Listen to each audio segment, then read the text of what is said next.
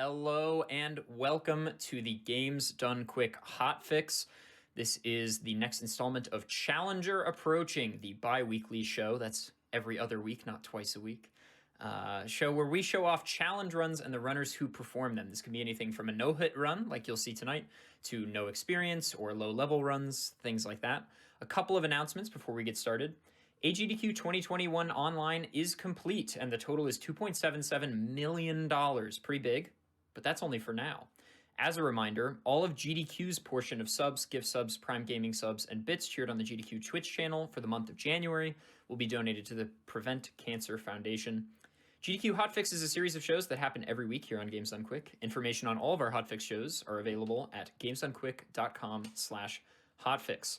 If you're watching on YouTube and would like to support our live content, please consider checking out our Twitch channel at twitch.tv/GDQ. And if you have an Amazon Prime account, did you know you can subscribe to a Twitch channel every month for free? It's true. Please consider using your Prime Gaming account to subscribe to the GDQ Twitch channel. It helps support shows like this. And if you want to watch any previous Hotfix shows, you can go to youtube.com/GamesDoneQuick and check out an archive of our live shows. And lastly, tune in tomorrow for the show Tina's RPG Show, I guess. It's at 1 p.m. Eastern for Shining Force CD Book 1. Now, with us today, we have Tay Kage. Tay, how are you doing? I'm doing well. How are you? I'm doing really well. So, Tay, please tell us what it is that you're showcasing tonight. What are we looking forward to? Today, we're going to be showcasing Damageless All Dungeons. It's going to be attempted all dungeons are Damageless, but yeah, it's something. It's a really challenging category. It's tough. It's tough. And so, Tay, for those of us who are uninitiated to speedrunning or maybe category names, what does all dungeons mean in the context of Breath of the Wild specifically? So in Breath of the Wild, the dungeons are going to be the Divine Beasts. So you have Meadow, Rudania, Ruta, and Naboris. So all the Divine Beasts, those core four. And we're also going to be defeating Ganon as well. Awesome. So for you, what is sort of the impetus behind this run? What excites you about it? Because, on Challenger Approaching, we like to showcase challenge runs that people have attempted or thought about in the past and sort of give them the light to give it a go in front of a lot of people. So what excites you about this challenge? It excites me that this is going to be my first run completing it. So I'm pretty pumped for it. Awesome. Yeah. And are we going to see a no reset tonight? We are going to see a no reset. So just for those of you in the chat, people will file in, of course, and ask questions about it. But for you, here's the inside track at the beginning, and we'll mention this a few times throughout the run. But if Tay takes damage tonight, since we want to showcase the whole thing in its entirety, if Tay takes damage, he will continue, keep playing, and then if more damage is taken, well, we'll keep a little counter in the stream. And Tay, any last second thoughts before we get started here? Good luck to me. Good luck, have fun, Tay. Yeah, all right, thanks. and I think with that we can switch over to the run. And Tay, if you're ready, you can give us a countdown. I'm ready. All right, go ahead. 3, 2, 1, go. And we're off. And we're off.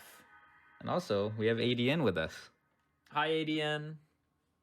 Yes, take over, ADN. Tell us everything. Tell us about yourself. What? This is about you. I'm just a commentator and a Breath of the Wild Twitch addict. So I've seen my share of runs and been around the block. Anyone here watches a lot of Breath of the Wild? For what it's worth, just so that when I butt in a million times during this run, it doesn't seem like I'm an annoying person who doesn't know what they're talking about. I also run this game. Yeah, I also run this game. Oh, Tay runs this game? What? Yeah, what are the odds? What are the odds? We actually just got some random guy on Twitter. I was like, I don't know, this seems sick. Tay, give it a go. Seems like it. I mean, hasn't finished a run yet. That's true. Yeah, so hopefully this will be our first attempt of actually completing it damageless. Are you doing SOR skip? Yes, we will be doing SOR. Yes. ADN, take it away. So we're doing an interesting SOR clip. It's not the standard SOR clip that you guys are used to. So the way SOR clip works is you grab the slate and you use it to clip through the walls. Because when you open up the slate, you'll move just like a millimeter. That's all you need to make it over the wall, right? But for Damageless All Dungeons, we need time of day. So if you do the standard clip, which is just right out of this room, you won't get time of day. So what Tay is going to do is what we call reverse SOR clip. We didn't really name it, and it's not. We'll just name it's it not a reverse legitimate SOR. trick. Yeah, that's what I named it. I That's found it. that's what Yeah. it's called now. Yeah, Tay made up this clip for this Yes. category. It took me, I think, 2 hours to find it. Also, it's so- worth mentioning that this is my fault, but SOR stands for Shrine of Resurrection. It's this initial area. Yes. The Shrine of Resets. That too. That's also true. Yeah, this is a really difficult clip, but Tay nailing it, of course. And so that was the original SOR clip, right? And now what Tay is going to do is what we're calling reverse SOR clip. And so rather than going through here and getting like a really Almost long got and annoying soft-locked. cutscene, it's Yeah. rough out here. This side is a deadly side. And what I'm trying to do is avoid the introduction cutscene that shows you the overview of Hyrule, just so we can skip time of day. So if that does end up happening, where I end up like walking into the trigger, I would reload from the Yeah, past so autosave. the game will be permanently stuck at, I believe, 5:15 Yep. a.m., and this is super good, especially for Damageless, for a couple of reasons. The first reason is that there's no inclement weather in areas where it's unexpected. So, permanent areas like Zora's Domain pre-beating Varuda, there will still be rain, but there's no random weather, and there's no, Stalblins or anything like that. This clip looks really difficult. It is. It sucks. Very Yes. precise. So yeah, Tay's just trying to clip back out into the overworld because he's out of bounds right now. And this is, again, something Tay is just started to use and nobody else uses for anything. So this is, hey, let's go. Nice job, Yeah. Tay. Thank you. The reason you can't do the other side is because there's a cold region in the area where you typically And clip you'll out, take And you damage. take damage, and that's Yep. bad. That's what we're trying to avoid. Funny enough.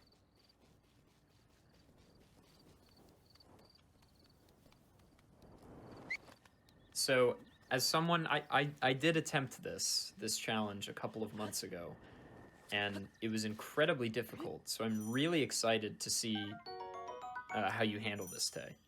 Oh, this part, yeah. This one's even. This was interesting. This is another really intense reset point. When you did your run, Adev, did you attempt any speed tricks? So a lot of the glitches require you to take damage. So Right, like wind bombs you Exactly. can't do, but like so BTBs are risky, Yeah. right? But you can yes, do them. I think And so that's what I was wondering mostly. I may have tried the moblin just outside the Great Plateau towards towards Tenacosa. But I don't recall.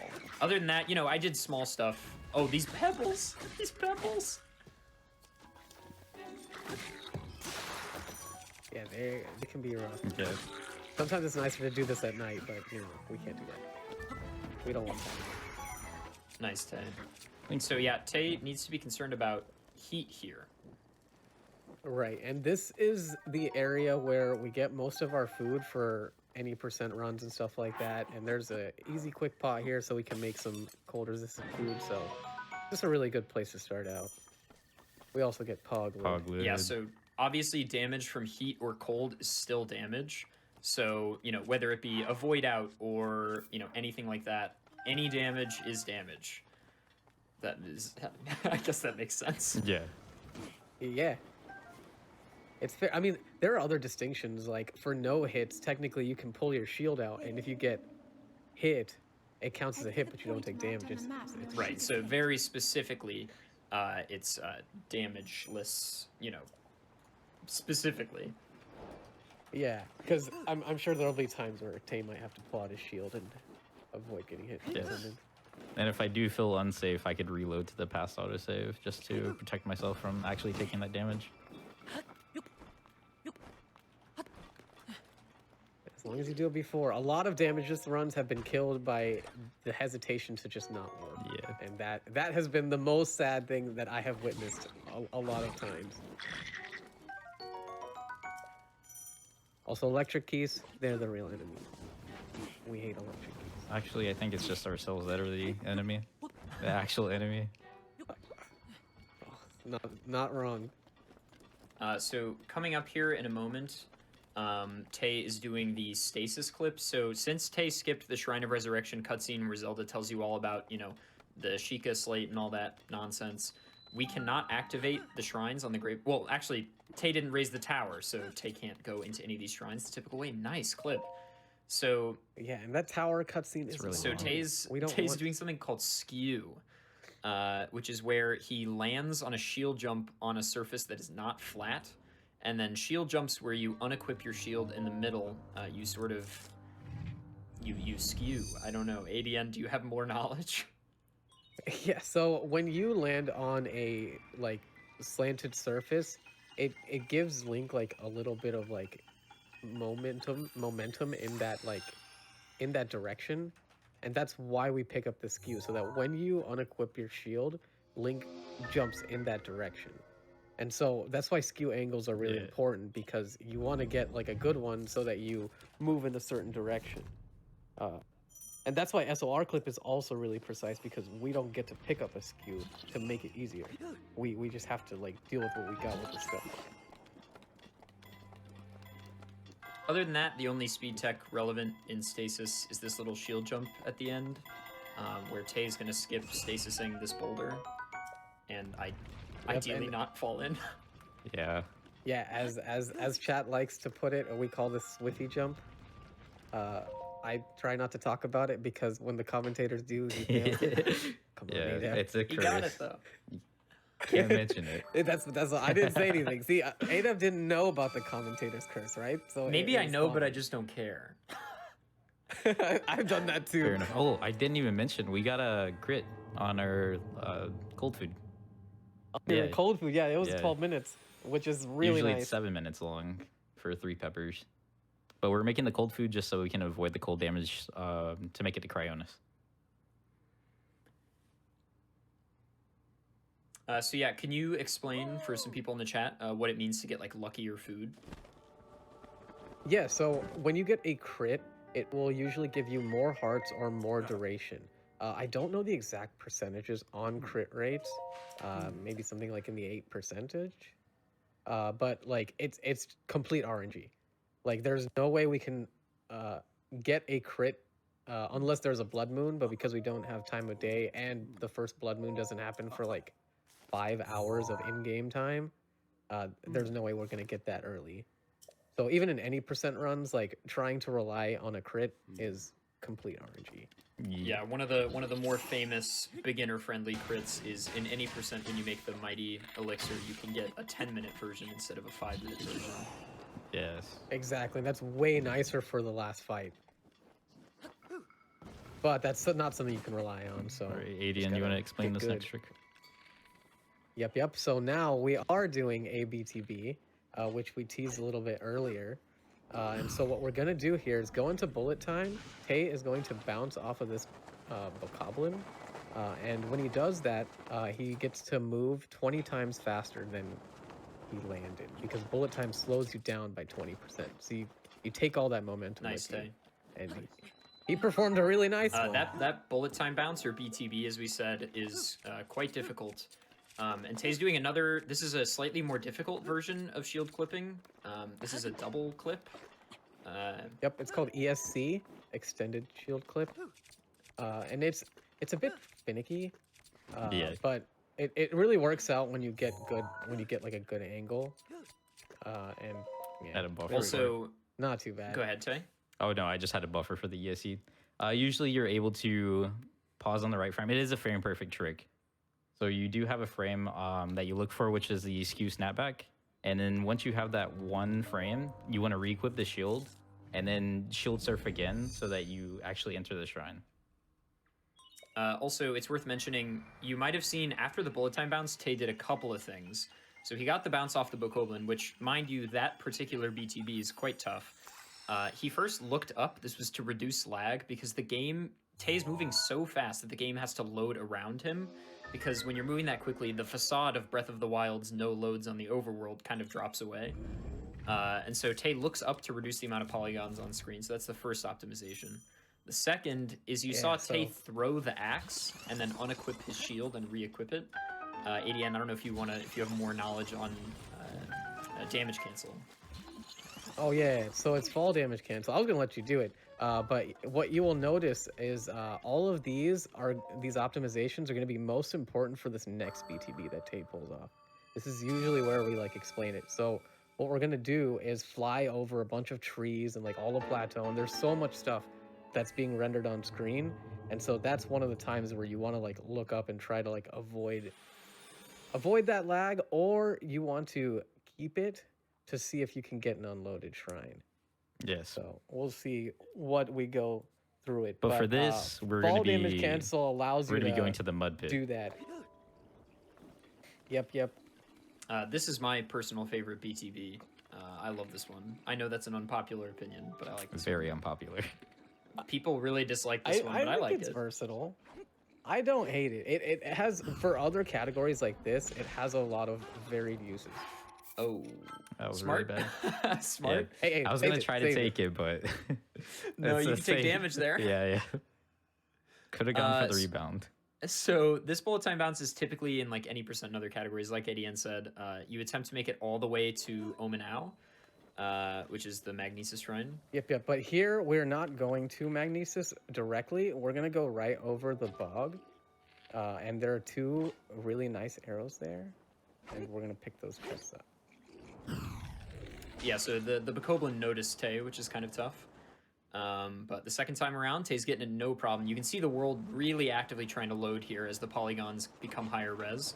That's sort of how Nintendo accomplished this no-load game except for warps, is that the game dynamically loads around you without you noticing. So, like, the platform is not there yet, but the polygons are there. You got to watch him jump on nothing, though. That was pretty cool. Yeah, it's sick.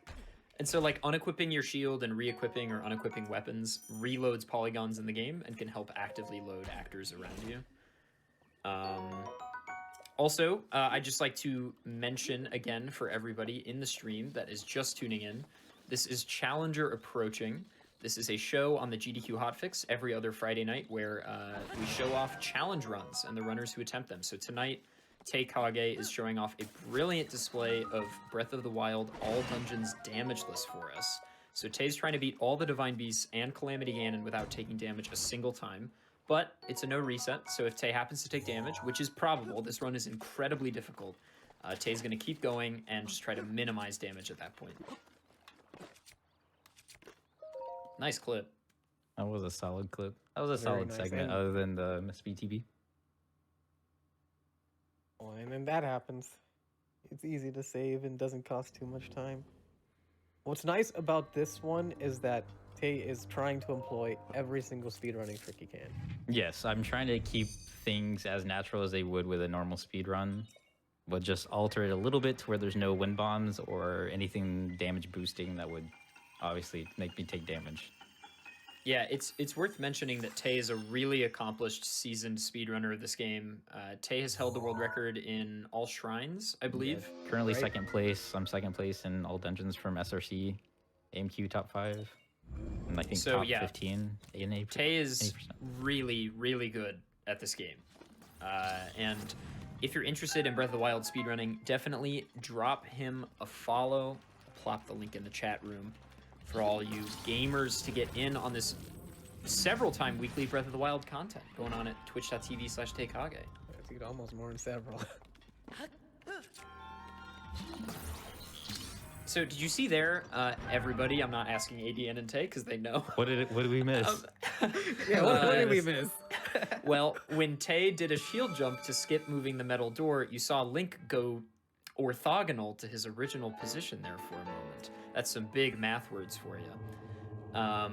And what happened there was the skew was showing itself. That's what Link just like goes all haywire when you have skew active, and so that was a little glimpse of that. Also, Yep. Tay, I think you may have alerts active, possibly. Ooh, do I? I'm hearing little sound effects. Hang tight. I'm actually not gonna do box walk. Is stream picking it up? Yeah, My apologies. probably.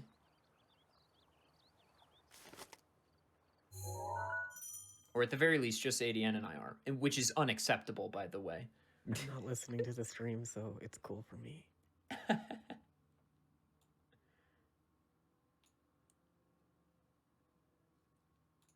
I don't think they're coming on stream. I think it's just my OBS.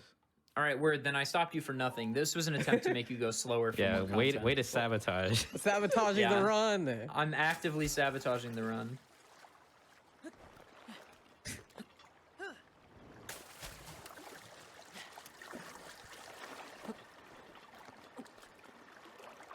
Or are you going for this little cheeky BTB? Yes. I did not want to do box walk or take the slab because that is a huge opportunity to take damage.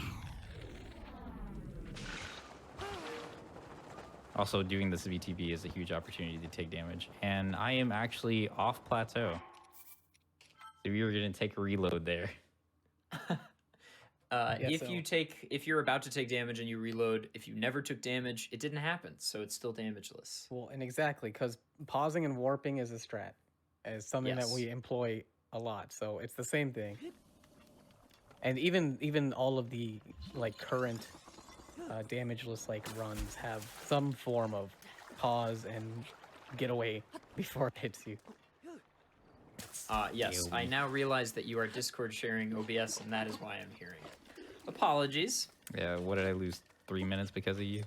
Yeah, 10 minutes actually. Oh man. I almost got sniped. Wow, the arrow hit the pot. Yeah, see, I told you he was gonna have to pull out his shield to stop some damage. That was Hogland. scary. Monk ass. And so here's a good time to watch the fall damage cancel. Woo, wow. It's really nice. That one was close. Luckily, the bombs shrine clip is pretty friendly. This one's not too bad. Yeah, it's one of the nicer ones. We even have setups to come from the other side, which is pretty cool, but you also have to learn them.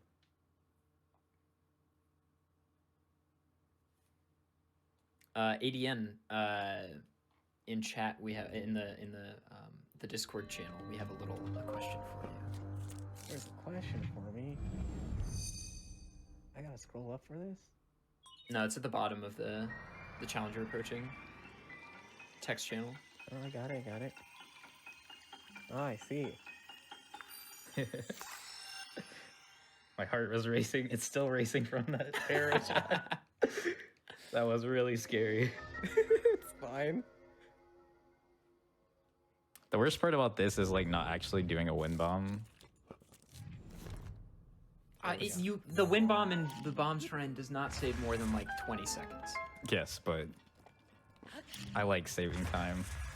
Oh, also, we have not mentioned whistle sprinting yet. In this game, you'll notice there's a big green stamina wheel when Tay runs, and it starts to deplete. So sad.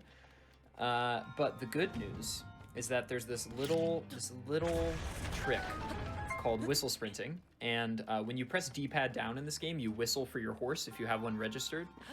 And we can, for some reason, abuse this. If you hold D-pad down while running and mash the B button, so you're mashing your sprint button instead of holding it down, you can sprint at the same effective speed as normal sprinting, except it does not eat any stamina. So I can actually help you with that. The stamina degeneration and the whistle sprinting animation are pulled like similarly. So when you whistle sprint, it can't deplete your stamina, but allows you to continue running. And so that's why we're able to do it. That is fascinating. And it's just because you switch to another animation pane when you do the whistle sprint. You know, he like puts his hand up, and, Right, and like runs like that. And It's the it's same because thing of for that animation. Throw sprinting as well. It's a whole different animation, which we use throw sprinting a couple of times. Actually, Yeah, we will use it. Yeah, we will use it for Rudania, the escort. Yeah, so throw sprinting is basically with weapons instead, but it doesn't make sound because when you do whistle sprinting, you just hear the. You don't whistle the actually whole hear time. it, but everything in the game will count it as whistling. So like you can mobs look down and in the enemies. bottom right, the little purple wavelength icon sound thing. Yeah. That's its proper name if you were curious. You can see that when Tay whistle sprints, it goes wild. Well, and then we listen to it. It's kind of wild too, and then everyone gets the Metal Gear Solid exclamation point on their heads. So this is a stasis launch. This was one of the first big movement techs discovered in Breath of the Wild. you basically just this feels intended to. Oh, it is actually. The developers have plain out said we wanted you guys to use stasis to like get further distances. It's really sick, and it was the most used thing until wind bombs and BTBs were found. But basically, you stasis an object, and then you either cling to it or get hit by it, and you go flying. Now, Obviously, we can't do the damage version. Yeah, getting hit Yeah. by it is not fun. That's called damage boosting. For anyone who wanted to know. And we just got our paraglider, so now we can actually glide. And when we do BTBs, we actually can soar for further distances than what we were able to in Great Plateau. What I'm gonna do is actually grab this bow. So I need it for the 14 damage it does soon. And at this point, we are now going to go activate the tower. Yes. And doing it now allows us to skip a long cutscene with the old man. Dude, it's like 5 minutes long. It's the worst cutscene It is not ever. 5 Dude, it's like minutes. 5 minutes long. I swear. It feels like 5 minutes. It's a minute tops. Yeah. I hate it. We all hate it. But yes, doing it now means you don't have to drop off of the tower, and so you don't. There have to talk actually to him. are a few ways to drop off the tower damageless too for like bug limit runs and stuff. So, if you guys ever wanted to do it, there are ways. But essentially, you do like a shield jump into a little pool of water, and you don't take any damage. Pretty sick.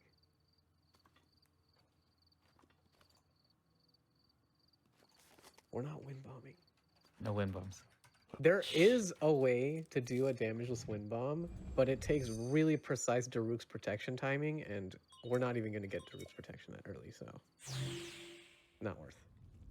So we do have an issue with the run. I haven't routed how to get to castle. Oh my god. So I think we're going to go back to Great Plateau and do the standard BTB and any percent to castle. I guess I think that's works. probably smart. I Yeah. think trying to go from Varudanya is going to be dangerous. Yeah. Or Yeah. wait, you're going from Naboris. What do you do last? Oh, you do Ruda last? Ruda Yep. last, yes. You could do a BTB. You could just wing a BTB off of Los Alfos near Wetland Stable and just see what happens. Well, Tay is really good at winging BTVs, but Yeah, it's still scary, but yeah, may not be the best. May not be the best idea. yeah. But yeah, fun fact: Tay has not yet completed a run of this yet. But No, we've so done a this lot is the of real challenge, is practice. completing the run without taking damage, of course.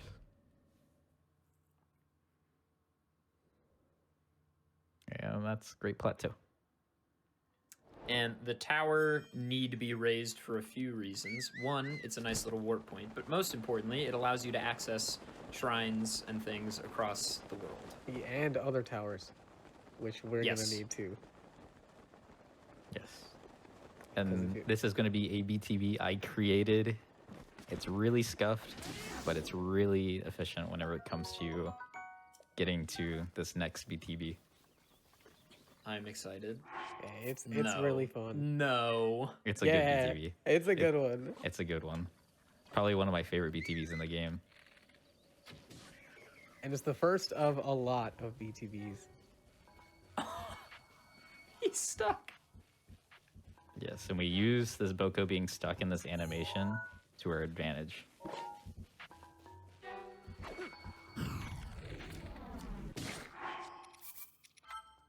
All right, we missed it. That's We okay. will use it to Yeah, our we will advantage. use it. It will happen. I promise. I've done this before. There is a lot of jargon, but just feel free to ask and we'll explain. Yeah, so again, BTB is bullet time bounce. So Tay's done a few of them in this run so far. Bullet time bounce is a trick where you enter bullet time and then, you shield jump and enter bullet time and you bounce off an enemy. And because the way that momentum is transferred in bullet time is weird, you can move super fast. Yep, so essentially it slows down the game by 20 times. And so when you unslow down the game, you take all that momentum and it multiplies it by 20. And so this bounce that we're doing, teasing it, the chat knows, will allow us to move at 20 times the speed that we hit the bokoblin at. Ooh, this is bad. This Boko horn is actually blocking the shadow that I use. Like the shadow from the Boko horn is like blocking my visual cue. That was almost it. In technical terms, bullet time bounce is hero go fast, big bounce, time to go. Yeah, Yes. exactly. I'm actually surprised that horn landed in there. Nice. So yeah, a reminder that these tricks are all quite precise. The angle and the bullet time, like when you enter bullet time, is really precise. Exactly. You're abusing the positions of the Bokoblin's shoulders so that you can get the right angle. Yes. So yes, this is like where a lot of time loss can be. Is this But BTB? it's also where the most content is, because if Tay misses the pause, he will immediately take damage after the jump. Like if he's high enough for a lot of the BTBs. And so a lot of damageless ones do not employ this much speed tech. Yes. A lot of damageless runs are mainly ground movement and horse. But Tay doesn't like that. Nope, I like speed. All right, I'll just take this. It's gonna Yeah, be. I think at this point it might be wise to just take. That's pretty good. It'll work. To the untrained eye, it looks sick as heck. And it is. We just have to hope no enemies spawn on the next few trees I launch off of. Oh, you're gonna stasis launch? Yes. Yep. Because I have to make it Mad. over on top of Mad lad. the normal dungeons BTBs. Let me just scan the area, make sure there's no enemies. Scanning. Tay's scanning. I'll actually use the sledgehammer to charge this one up. So again, this is a pretty... Oops.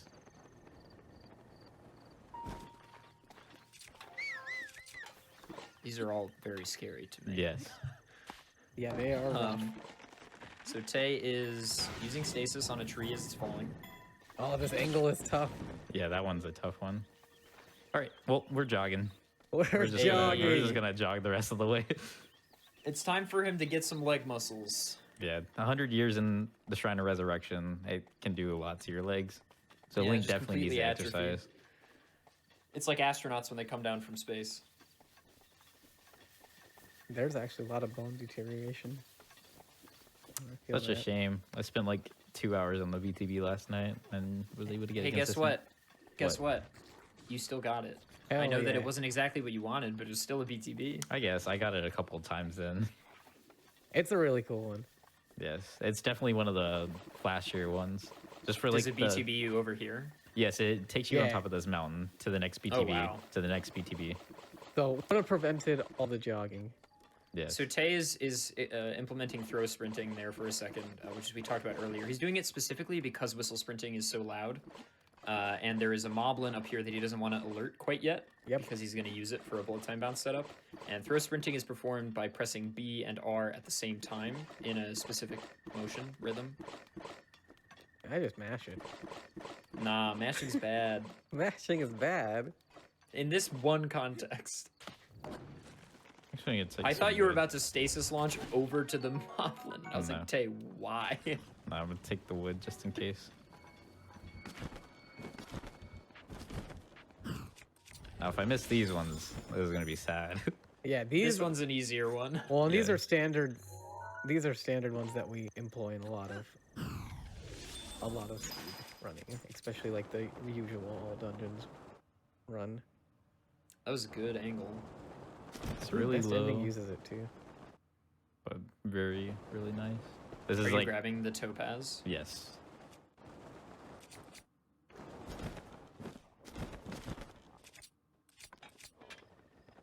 Now we're gonna pray that this Boko drops arrows for us. If it drops the guts, that's okay. We got arrows, which is good. The prayers worked. Let's go. Yes. So this is actually pretty standard in normal all dungeons runs to do this set of bullet time bounces. The Yep. last one and this one. We just refer to them as BTB chains because BTBs are still the fastest way, or bullet time bounce, to move in the game. Like wind Yeah. bombs are cool, but they're not as fast. They're You don't- quick to set up, long distance, and they don't require as much stamina. Like over per distance unit, I would say. Exactly, and mathematically, we're abusing a lot of in-game physics. So thank you, Nintendo, for making a diverse physics system. I'd say that bullet time is like one of the small things that like isn't shared with a lot of other exploration games. We were gonna try would to agree. shoot for a rebound off of the mountain since we did get a really bad angle. But if not, we will take the reload. Alright, we did not get it. So I'll actually just take the reload. I entered bullet time too early on that bounce. So yeah, like Tay just said, bullet time bounces, I would say the most specific parts. I mean, like a bullet time bounce kind of takes a few steps to set up. The first thing is usually manipulating an enemy to move in a certain way, which luckily, if you shoot arrows in the same place every time, is pretty consistent. And then for this particular one, Tay is looking for a specific moment in the animation of this Bokoblin. Luckily, also a pretty wide amount of frames. Then he freezes the Bokoblin in the position he wants him in. And then gets in a specific position where the camera matters and angle matters. And then the final really important part is when Tay enters bullet time, because Link moves a little bit differently. Depending, like, you know, in bullet time, Link falls at a different rate, right? So relative to his initial speed, he's going to move to a different place depending on when he enters bullet time. So there's a small frame window for the perfect time. Yep, and as he jumps, you can watch him make small adjustments so that he can change his angle. There we go. Nice. So yeah, he's trying to get to Tenacosa here, which is kind of like a really nice midway point in between Rito Village and Gerudo Village, Oh, this more one like was the Yiga hideout. Low as well. This is Yeah, it's pretty it's a You pretty can whistle nice. sprint from there, though. Well, not from there. yeah. We'll have to slow climb for a bit. That's okay. We could take this one. We take those. Yeah. We take We take those. The goal is here not to take damage, but also to be fast, but, you know. Yeah, damage is more important. So whistle sprinting is kind of like running up mountains in Skyrim with a horse, in a way. Is sort of how I look at it. That's a good Whistle way to sprinting put is it. a really versatile way to climb up mountains and save lots of stamina. Man, that cold resistance lasts for so long. Yeah. Yeah. Oops. And yeah, here we'll activate the shrine so that we have a war point.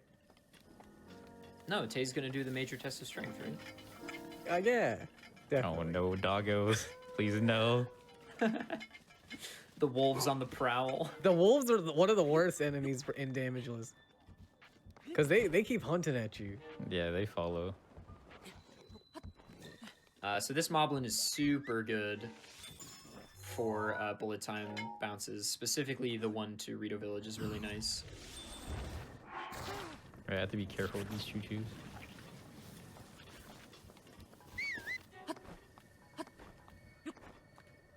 These choo-choos can actually ruin this BTB. They're Jay chilling. There we go. Wow, what a recovery. That's also, I've never seen that particular setup, actually. I usually try to go for as low as I can, just so I don't have to worry about the cold damage. And if you turn the camera, you'll actually be able to hit the moblin at a lower angle with less like time and bullet time. So it's a lot riskier, but it's a lot safer whenever it comes to like not taking cold damage. Also, moblins in general are just easier BTB partners, as it were. Yes. Yeah, they're bigger. They got big polygons on their backs and their shoulders, whereas the Bokoblins are tiny little boys, and they're very promiscuous. Yeah, you can bounce off of them easier. I will give it to you, Chad. Link. Link. That divine beast was taken over by Ganon 100 Favorite. years Oh, I'm in In-game. English. I'm supposed to be in Italian. Italian's the fastest language. must find a way Only by a to couple start seconds. Yeah. It's okay. English is Yeah. better for content. I was just about to ask, what's your favorite in-game language to listen to? I know mine Japanese. is. Japanese. Japanese. Mine's easy. French. I think the French voice actors are phenomenal in this game. Japanese They're- Mifa. They're good, but when you watch a lot of any Oh, wait. percent, you I get a forgot to little talk to tired of Kennelly. French. It's been a minute.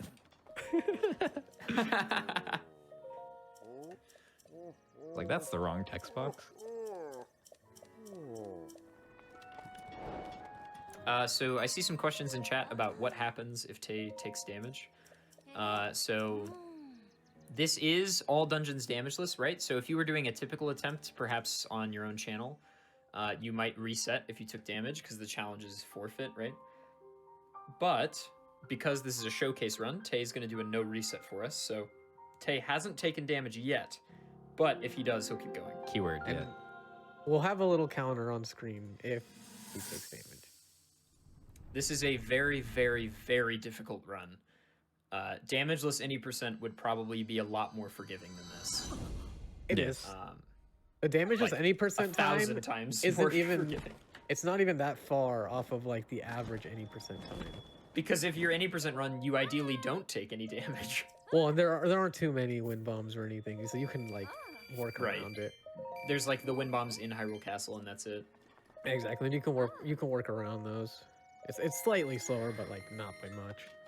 So in a typical all dungeons run, you would probably only grab a couple Sunshrooms, but I assume Tay's grabbing several for multiple locations, or you're just using 4 and 1 chili pepper, maybe?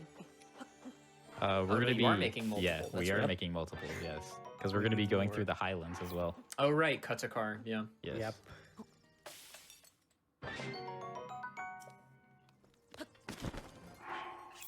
We win now.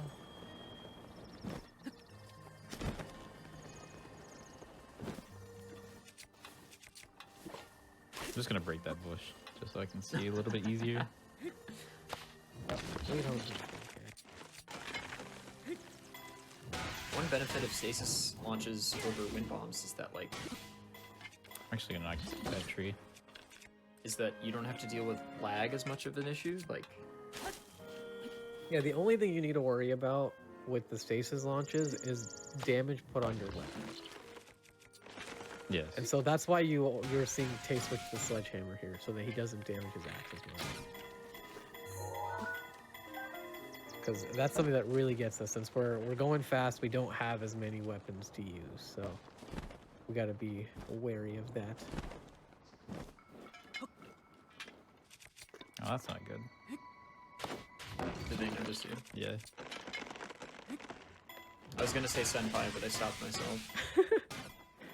You still kind of said it. But I didn't in full phrase, which is what matters. I get that's fair. That's fair. We'll give you that one. Hey man, I'm just hanging out, ready to do your flight test challenge. Hope you don't mind. I just parked my tree right here. Hope that's cool with you. We're probably gonna get a ticket for that one. Or I wouldn't doubt it. Sir, table for 2 under Tay. Yeah, the valet will take your tree. Oh, well, that's unfortunate. Let's try to It's shoot. like, what are you doing? Yes, Vin, that would count as damage as well. If A little Tay got practice. golden hearts and took damage, that still counts. So we don't really care about the extra hearts. Yes, we will be actually skipping all the hearts that we receive from Divine Beast. Because they're useless. And I'm going to try to avoid as much food as possible. Because the more food we pick up, the more text boxes it'll be. It always makes me sad that you only hear this song during this minigame. Yeah, you get to do it again after you finish. That's true, in the actual Divine Beast Assault. Yeah. But after that, it's gone. Yep. And it's a good song. They hold all the good music away from us. Like, I really like the Temple of Time music, and you're in there for like a few seconds. And One of my favorite songs, and I do like how magical it feels throughout the game, is when you discover shrines in like caves. Ooh, The like yeah. secret shrine music. Yeah, that is a good one. You know, for the amount of times I've done all shrines, I've never noticed the music. Come on, Tay. I've been running Tay, that it's category so for a good. year and a half, and I just like don't pay attention to the music that much. So good. All right, in Tay's defense, he played casual for like 3 hours or something. Probably. What? Are you kidding me? You're No, joking. No, I completed all the shrines casually, so I probably spent about like 12, 13 hours.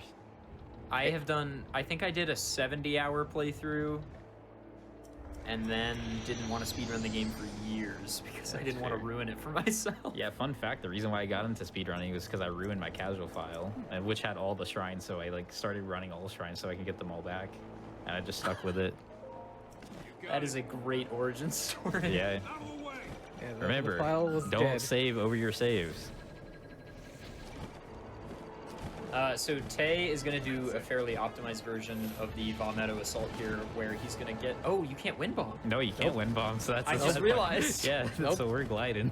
So and so- that's why he hit the first one. Right, so then Tay's going to glide into the middle here, and then I guess your visual cues are going to have to be slightly different. Yes, they are slightly different, but hopefully I can nail all the shots. If not, I can just grab extra arrows inside the beast. Yeah, the bomb arrow chest right inside. Yeah.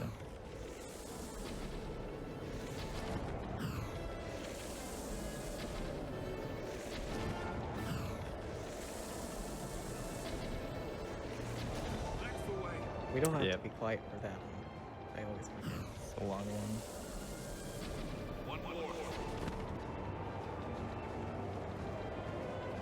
Sounds about right. With this one, since Meadow rotates, the visual cue is like completely different for this far away one.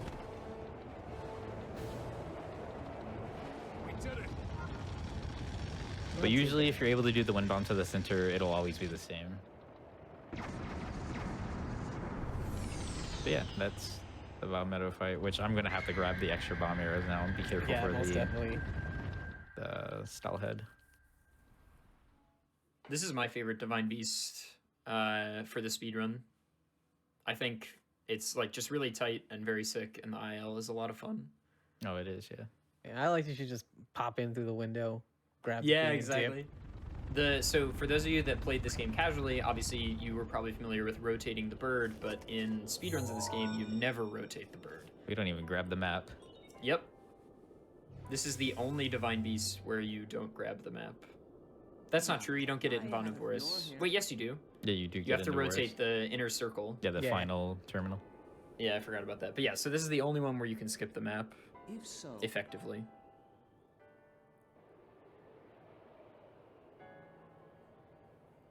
Oh, we also should mention, while Tay is flying through this Divine Beast, Tay will be getting a horse somewhat soon, and will register that horse for future use, and that means we get to name the horse. So gamers, in a moment here, probably while I'm talking actually, a poll will come up in the chat room, and you can vote. Tay, ADN, and I have all submitted possible names for the horse. And please vote. I submitted Bimjo, that's what I always name my horses in Breath of the Wild. ADN submitted Tay is cute, which is a great option. Wow, that's a good one. Classic. And Tay submitted 1 because it's the quickest option. I knew that one would get you. Just like me and Adef were scheming earlier. Oh man, classic. Always scheming. Hey, don't touch any of that malice, okay? I'll do my best. All right, that's just some sideline coaching, middle of the run. Just go fast. Oh, my God. Oh. Oh, I hate that's the fine. stall heads. Yeah, it's- those it's things are fine. annoying. They really. they There's are no so annoying. There's no contact damage, luckily. Yeah, but what that move was right there, if I did not move, I would have taken damage. They actually do a lot of damage. They've killed a couple of my runs, like my normal dungeon runs. Man, And and surprisingly they're- enough, they do like. Ooh, that's not good. We'll just get out of this terminal first. Their movements are very hard to predict. Oh yeah, wait. How are you gonna get out of this without rotating? there are Great question, Adef. I'm actually gonna save and reload, because whenever you reload, you It go puts back you to the back in- beginning of the. It puts you at the beginning Why of the didn't beast. I think of that when I did this challenge? Yeah, great Yeah. question. The other When I did strat this is challenge, jumping I got off. down there. I got down there and I was like, oh, I need the map. Yeah, or you just jump off and reload, but then you take damage. Yep. So now what we're gonna do is just go get that terminal we missed. I Yeah. feel a little stupid, not gonna lie. It's okay. It's But okay. don't you run Skyward Sword? That's all like, you know. Yeah, but that's abusive. die and then reload. Oh, really? Oh, true. Oh, true. I see. The game's gonna make me do this. Actually, No, you're not. Are you we'll seriously? recover from. We'll recover from the Misty SE at Prionis. So Alright, you might have okay. seen Tay unequip his shield and then re-equip it when he's getting skew and getting rid of skew. This is a small trick to, if you unequip your shield and then re-equip it when you land on it in midair, it does not take damage to its durability. Okay, this one's So- awful. This is a hard one. Yeah, this one's definitely a hard one. Oh my god. I'm pretty sure it's the first time you've ever done that. No, I've done it a couple times, but I've done it a lot quicker. That one took a while. It's a tough one. Yeah, it is. Like, because there's nothing on the wall you can use either, because it's all. And since I opened this window with that crystal, I'm able to actually just glide right back over here. You go to the normal spot. And again, that's ESC, which is, I believe, extended shield clipping. Yep. Yes.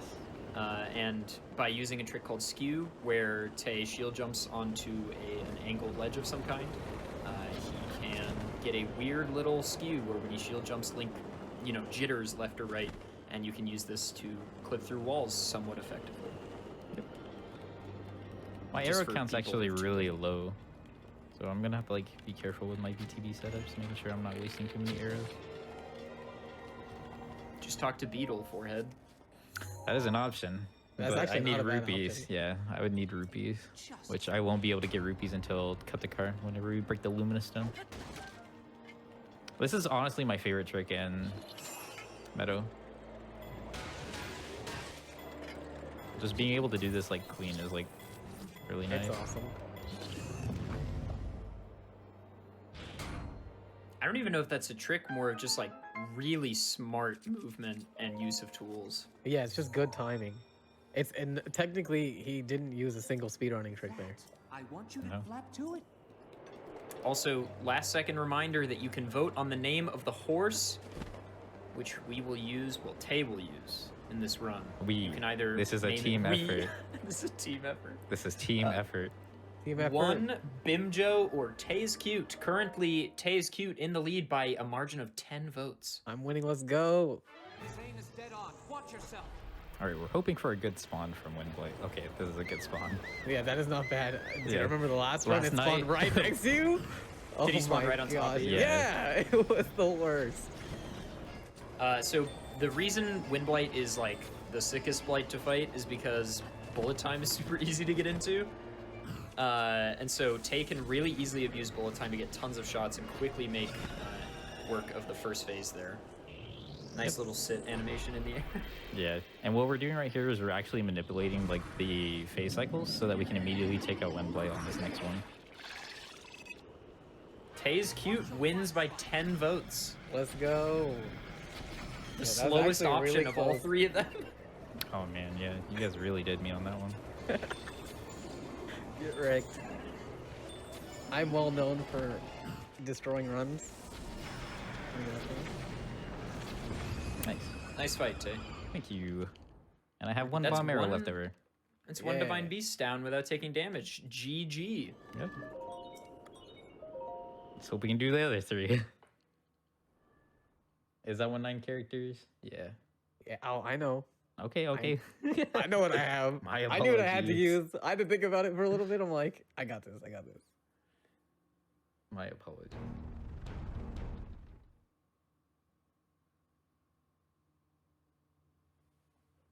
Let me look at the scuffed route doc. Hell yeah. Don't I make love fun the of my route dog. dog. The route dog You is told awesome. me it was scuffed. It Those is were scuffed. your words. It is scuffed. It's really bad. Yeah, so straight from here, we'll do a warp and another set of BTB chains. We're actually gonna get the Great Eagle Bow before we do. So we need to talk I to think- Kennelly one more time. I think we can probably do first ad break maybe at the TP to Great Plateau Tower, Yeah, that's fine. if that works for you. Yeah, that's Yeah. So we got 15 minutes or so.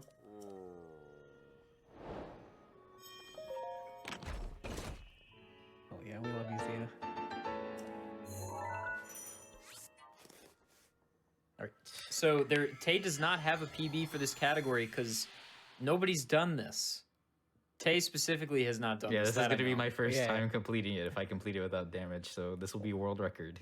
Yeah, If If I- Tay doesn't yes. take damage, it'll be world record. Yes. And If it doesn't if Tay takes damage, this is just a normal all dungeons run with this slow. yeah, really yeah, slow. basically, a really slow all dungeons run. A really huge handicap. That's what it is. What, out of curiosity, Tay, for everybody in the stream, you said you're second place in all dungeons, which is the speedrun category where you can take damage. Yes. And beat all the Divine Beasts. What's your time? 143, I think. Yeah, let's go. Let's go. The Moblin I moves. believe it's 143.45. Something around there. Yes. And world record is 138. 139. or 139. Yeah, Something It's- around there. Yeah. it's right there. So it's like 4 minutes ish. Yeah. But there are a couple people who like have runs but have not submitted yet. Oh man, this is actually unfortunate. Wait, this might actually work. Yeah, and we also try to keep track of like any segmented runs or whatever, so that we know who the fastest is, even if they don't get verified per se. There we go, clean BTV. Should be good angle. So luckily the cold food, the level 2 cold food kind of, and this happens in regular all dungeons runs as well. Yes. It lasts over to getting to Kutakar. So this first trip into the cold areas of the Gerudo Highlands is pretty safe.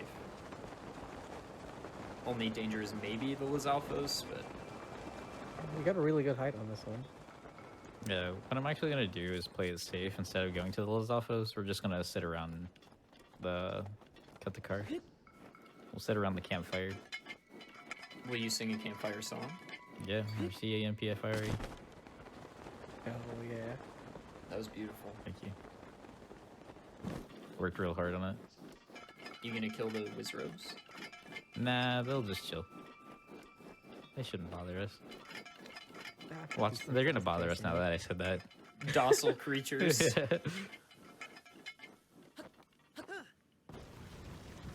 All right.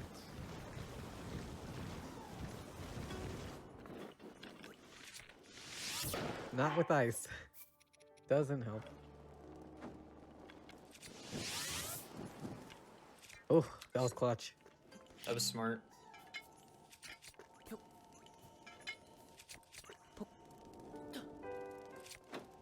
Ah. ADN, you want to explain what he's doing here? So what Tay just performed was called weapon smuggling, and it allows him to hold the torch in his hand, but it's not registered that he's like holding it. So you kind of see it float there, and it abuses the throwing animation in order to do it. And so you just kind of like repeatedly like throw and pick up to get that going. And this is also the trick we use so that we can light the blue fire tech labs without having to like lose our flame. So Tay here is just holding the torch and like it stays. It's pretty sweet. Yeah, typically Kutakar takes, I think, 8 or 9 fire arrows, depending on your rhythm. And so this is obviously good because there's a 5 fire arrow chest down there at a Lizalfos camp, but there are like 8 Lizalfos, so... Yeah, no, We're gonna that avoid camp that. is notorious for killing damageless runs. I think that camp has killed a lot of casual people too. All right, we confirmed that we activated the shrine, and we're gonna warp back to the Great Plateau. Great, so at this moment, we're going to pause the timer, take this opportunity to take our first ad break. I recommend everybody in the stream stick around. Obviously, we'll be right back in just a moment, but also get up, stretch your legs, grab Drink a glass water. of water. Yes, water. Oh, yeah. Yeah, we'll see you back here momentarily after a few short ads that help keep Hotfix up and running. All right, you ready for the countdown for the pause? Oh, you don't got to count down the pause. All right, I'm pausing.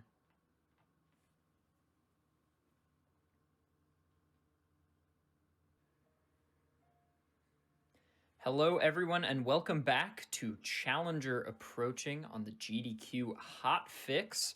This is a show where we showcase challenge runs and the runners who perform them. Tonight we have on Tay Kage performing Breath of the Wild All Dungeons Damageless. So far, no damage. Again, we're doing a no reset run, so if Tay takes damage, we will keep on trucking. But so far, nothing, almost an hour in, which is excellent.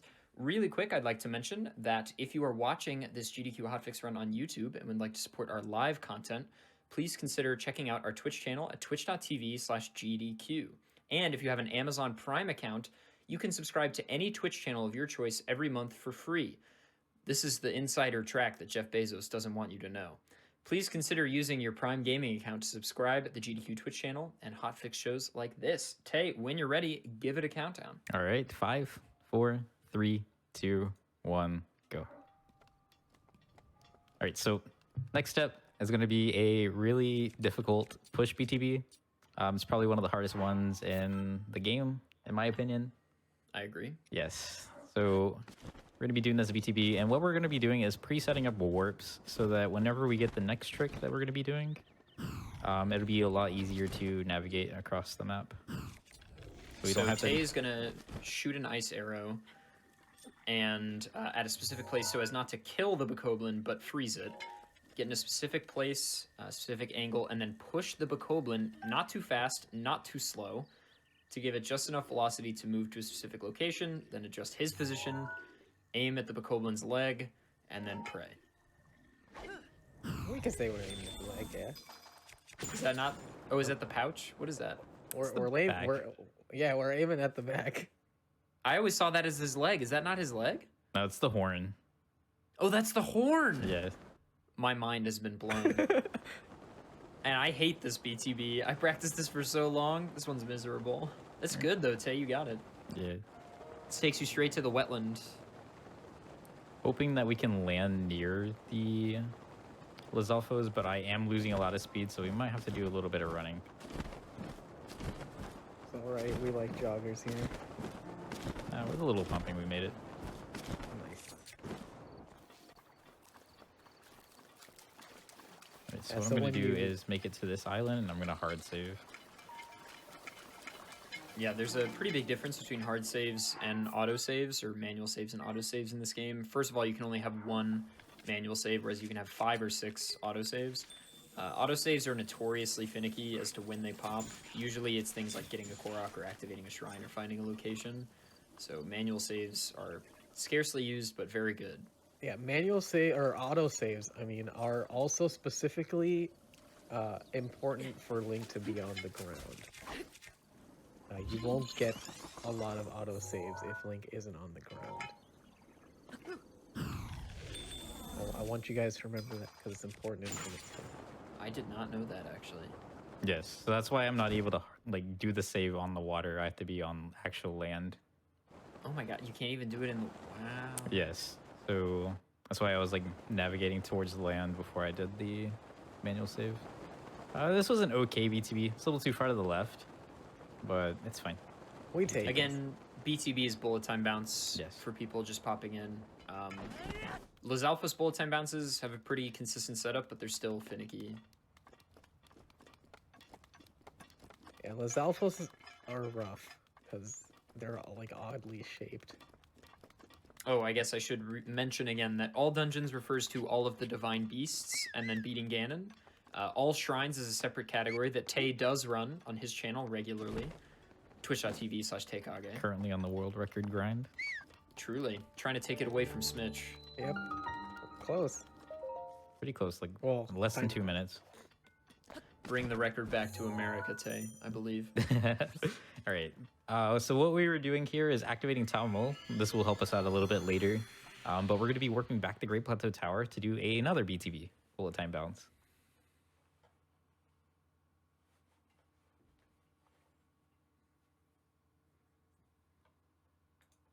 I'm looking at the route doc. Yeah, this is where we get to the horse.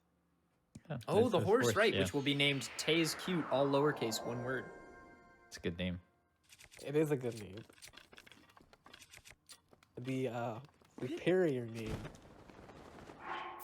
All right, we're going to be playing this a little unsafe. How many bows do I Oh. have? Okay, I have enough bows. So my goal here is to avoid using one too many ice arrows.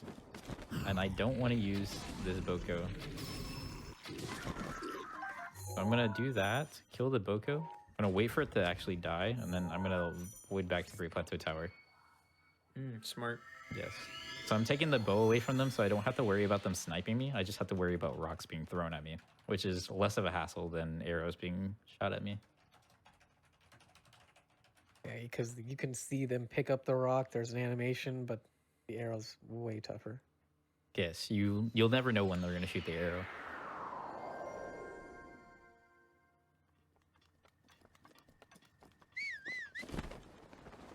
But yeah, I think it came up with this not that long ago, actually. Yeah, This it was last strat in night I came up with particular. it. Yeah. Time is an illusion. All of these strats I came up with last night. That's true prep right there. Yes. we got a good one. We got a barrel throw.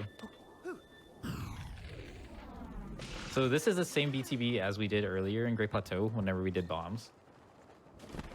But we're going to curve it a little more left. Because we're going to be using this Bokoblin camp over here towards our left.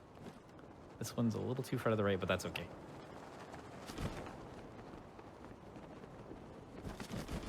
With a little pumping, we can make it there.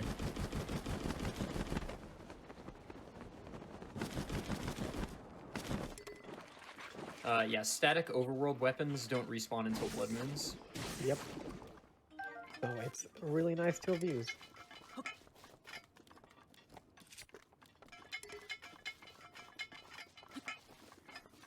The routing is pretty confusing, but that's only because this is damageless, so we're doing a few things differently so that we don't have to take damage.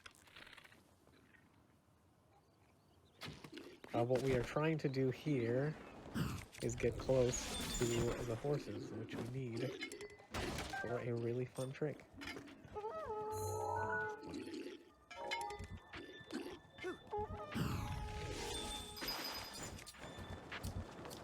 So This when is Tay- acceptable. When Tay hits a bullet time bounce, you might see him unequip his bow and re-equip it. This is to quickly get out of bullet time, which activates, the bounce portion. You can also press Y, but you can kind of pause buffer with the bow menu, which makes it a little easier, in my opinion. Yeah, buffering is extremely useful.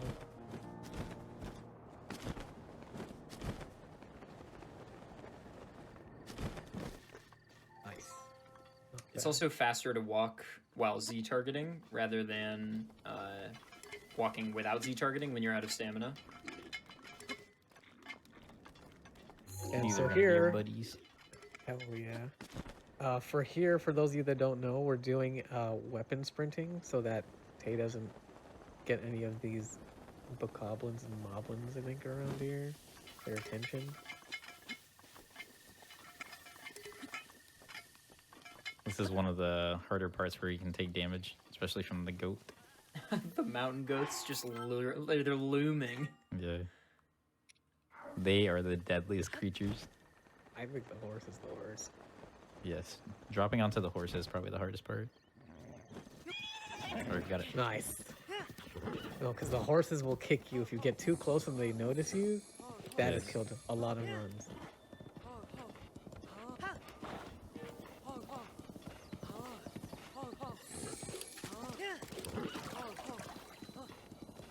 So, chat, you may be wondering, why are we getting a horse? Seems slow. Not fun, right? So, what we need this horse for is to activate a state where it's going to be really easy for Tay not to take damage in the harder parts of the run. In order to do that, we need to go register this horse and go play a horseback archery minigame. Tay's also doing horse stamina refreshing. This is a trick where you like jump. I don't know, ADN, you take this one. Yeah, sure. So this is I haven't actually done this one of in the... so long. Yeah, it's fine. This is one of the tricks that's actually allowed in bug limit categories. And basically what you do is you jump off the horse while in bullet time and you get back on. When you get back on the horse, it resets all of the spurs. It won't show it on screen, it'll just look black because it doesn't refresh the graphics. But by doing that, you can just continuously spam the spurs. Tay, he doesn't even know how to spell his own name. Let's not talk about it. He doesn't like typing this. Tay, you don't have 100 max relationship with your horse. Yeah, it's sad. It feels bad. You don't really need it. I know. I'm just upset. I'm upset too. If you spam thought we did soothing, well. you could get it. If you're concerned about rupees, you could always sell your monster parts. Yeah. I'll need to at least carry one item with me so that I can hold, because with the next trick we're about to do, it can get a little risky. Alright, so how many rupees do I have? 830? Perfect. That is a good amount. Where'd you go? Right, so yeah, we're gonna ADN, be yeah, go ahead, Tay. we're gonna be manipulating some of the loads here, just for the easier part. In case we do have to get rid of this next glitch we're gonna be doing, we'll be able to keep our horse at this stable so that we don't have to like track it down. So what I'm gonna be doing is manual saving at this shrine, and then we're gonna go travel to the minigame. All right. So the reason we're going to this mini game is that it's going to allow us to put Link in a state that's called Moon Jump. This is actually really fun for casuals too, which is why we've been like leaving it. And I'm sure anyone who pops in will ask what is going on. It's a pretty polarizing technique. But essentially, what we're going to do is we're going to go into this mini game. And we're going, instead of actually playing the minigame, this is the minigame where you take the horse and you run around, you shoot the targets, and you try to get like 25 of them. We're not going to do that minigame at all, mostly because that's slow and we don't need it. But what we are going to do is go jump onto another horse during the minigame. When the minigame timer ends, if we are still trying to soothe the horse, it puts Link into a non-grounded state. And that's going to allow us to really do some of this stuff damageless. And when we get closer to that, you guys will see it. It's pretty cool. It is cool. But the noise also- can be... Yeah, the noise can be something, yeah. The There's noise is drawbacks to something. having a good glitch. I wish there was a way you could like turn off like in-game like sound effects. They really didn't give us that much control. I'd like it more if we didn't have to. No, I don't want to target you. Please. See, when I think it's part of the charm. Oh my gosh. Oh yeah, you can quickly turn around your horse with the Sheikah Slate. Like, instantly turn around your horse with the Sheikah Slate. Yeah, it's awesome. There are a few horse tricks. We also use holding ZL so that you can get the horse to just go up random hills.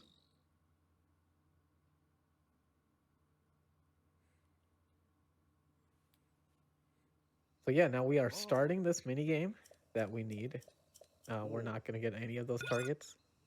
Is it me or does it look like we have time of day? It kind of does, It's still 5:15. but it still says Yeah. 5:15. So it's just because the weather's foggy. You can see the weather icon at the bottom. But yeah, I was we gonna just say, Tay, this is not possible. Yeah, I was gonna say, we did something wrong.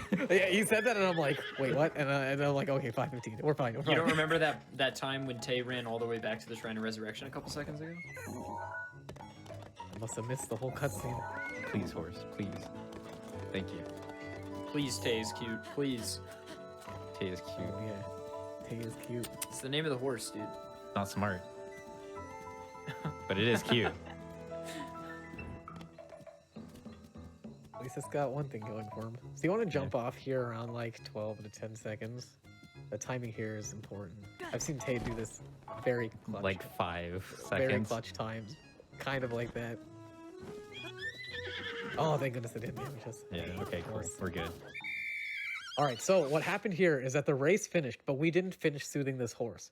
So the horse is still bucking at us.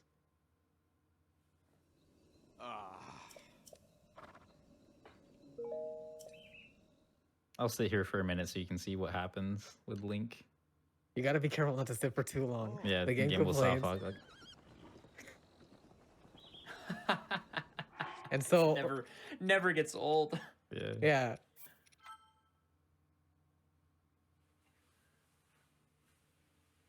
We're gonna reload that manual save I did earlier. That way, just in case we do have to get rid of Moon Jump, we can always come back to it pretty easily, pretty quickly.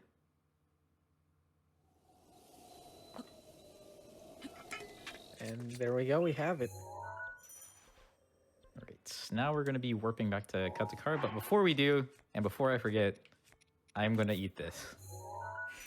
Smart. Yeah, so Moon Jump is one of those interesting glitches that persists across saves. So yeah, we didn't have to save in order to keep the state. The game just keeps it in like its cache, essentially. Yes. That and skew is also stored between saves, which is why the speedrunning has a rule where you have to like start from new game and make sure like you're not taking any glitches with you.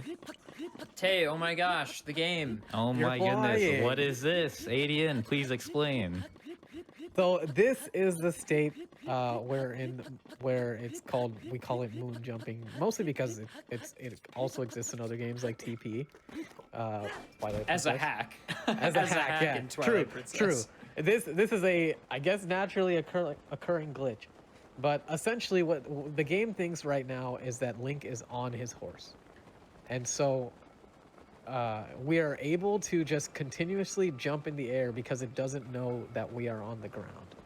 And so if you hit jump, you just keep going up over and over. This also allows us to glide along the air and do a lot of other things, which is nice because gliding is only, I believe, 80% slower than running.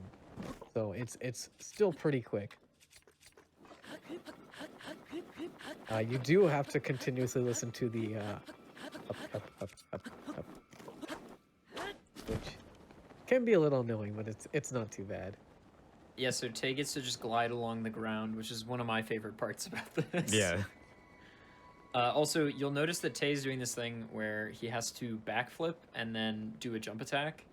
And this is because in Moonjump State, you can't pull out the paraglider normally, I don't think, because the game thinks you're on the ground. Exactly. So Also, that's if the you- only way to pull out the glider. Yeah, if you pay attention to the, what did you call it, Adef? The noise meter bar thing, purple thingy? The wavelength, fast Fourier transform, magic. Yeah. That's what it is. Yeah. So when we're in the sounds gliding legit. state, even on the ground, we don't make any noise, basically. We make bare minimum noise, which is really good for us. Actually, yeah, drop that bow. Drop this bow as well.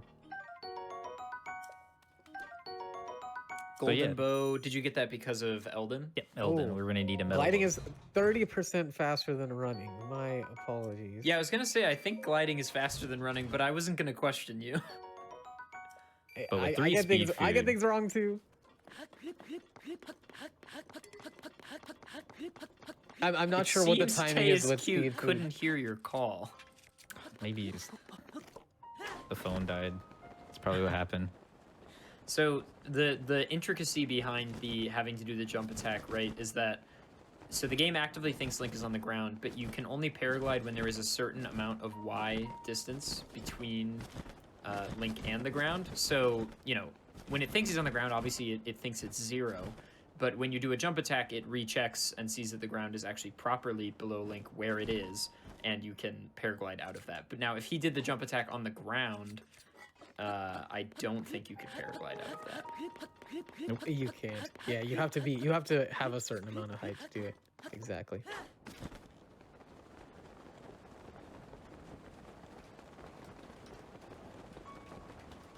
But yeah, there are a lot of benefits to moon jump, and it looks cool.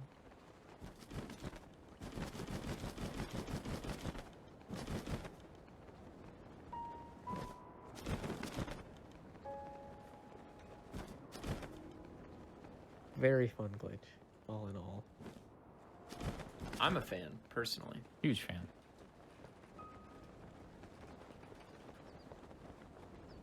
Yeah, so route-wise, we are going to head into the Gerudo segment now. We need to get a bunch of clothes, so they let us in. Which we also, you know, have to spend some money on, which is why they was worried about how much money he had.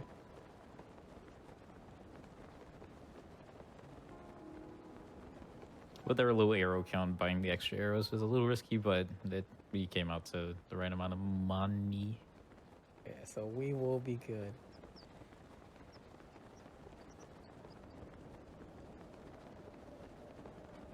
Yeah, so you can make moon jump stop by just mounting a horse. As soon as you complete the mounting animation, it pulls you out of the state. Yep. Same thing with Sidon, which is why we're doing Ruda last, so that we don't actually need to.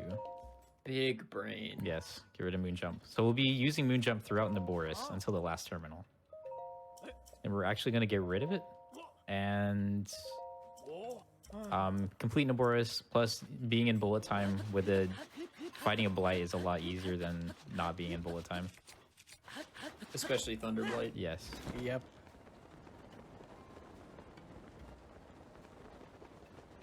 So that way we keep our Gales. Instead of using our Gales in Naboris, we're going to be using them in Ruta since we wouldn't have Moonjump in Ruta.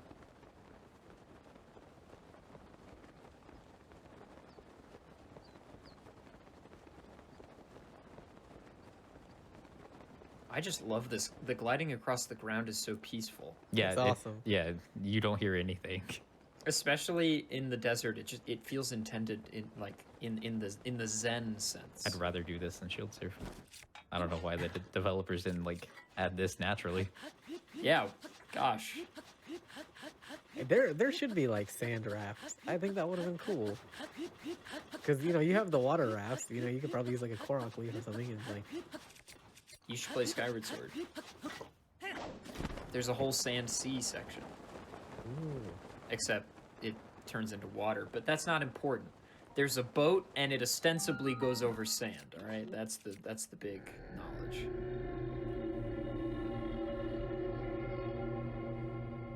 Skyward Sword is the one that I have not played that much. So far, so It's good. really good. It gets a bad rap for motion controls, but I think the motion controls are good and the game is good. True. I think that Skyward would likely be the best candidate for a port on the Switch. I would agree. The Joy-Cons are too much like Wii Remote and Nunchuck. For them not to do that. Yeah. You know what they should port to Switch? Breath of the Wild. That is a good one. That's a good one. I haven't really That's thought a of good that one, yet. right? Yeah. Sign me up. Yeah, I'm in. I'll take two. So just to reiterate a few things for the GDQ chat, people who might just be tuning in. This is Breath of the Wild all dungeons damageless. So Tay is attempting to beat all the divine beasts without taking damage. So far, so good. No damage so far, which is pretty sick. Additionally, Tay currently has a glitch active called Moonjump, where by doing some funny business with one of the horseback minigames, Tay was able to initiate this glitch where he can jump in midair as many times as he wants, which is obviously quite powerful since movement options are pretty restricted in a damageless run. So this is a pretty quick way to traverse tall obstacles. Other than that, truthfully, you really should just go to twitch.tv/Taykage and drop a follow. And the reason for that is that Tay is constantly grinding this game, currently on the world record grind for all shrines, which is a 5-hour category where you play all 120 shrines. It has tons of cool glitches in it that you're not seeing here tonight. Highly recommend. Click the link in chat. It's going to appear before your very eyes in about 1 second. It's like magic. And just follow. Dang it. Thanks. I do try to stream every day. Everyday Tay. That's what they should call you. Every day, Tay. Tay, you're dangerously close to 2,000 followers. It'd be a shame if we just didn't make that happen tonight. Would be a big shame. TSQ would probably be upset as well. If that horse is upset, I'm never talking to anybody ever again. Oh, I'm gonna live a sheltered hermit life. Yeah, it's already sad that I can't hear our call. And we're gonna get just the three of us are gonna get this fun beep noise ring for the rest of the day. Enjoy it. Did not think of that.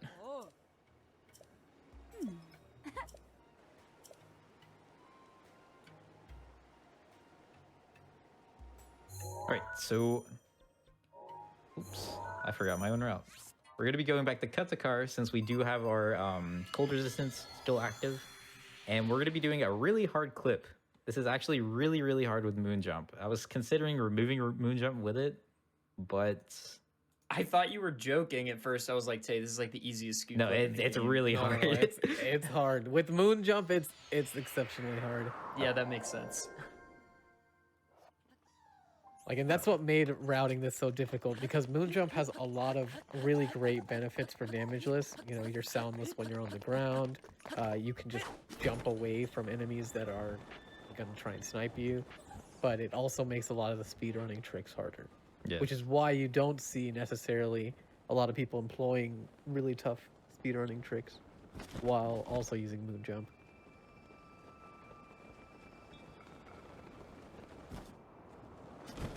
So yeah, typically in an all dungeons run, this is a pretty simple 1-2 of just like get easy skew on the wall right next to the magnesis wall that typically you do at the end of the Yiga hideout, and then just shield clip in with a pretty lenient angle and a pretty lenient timing on equipping the shield. But instead, Tay has to do some nonsense because of moon jump. Yeah, now it's not lenient. But still doable. Doable.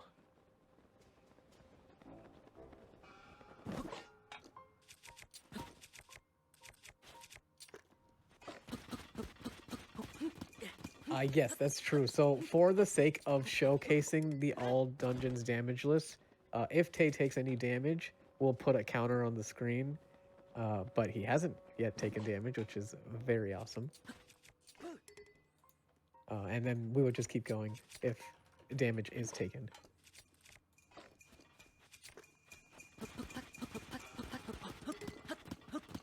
Alright, so there we got a really complex skew. It's needed. Yeah. The better, or I guess the more slanted angle you use, the more movement you'll get when you attempt your clip.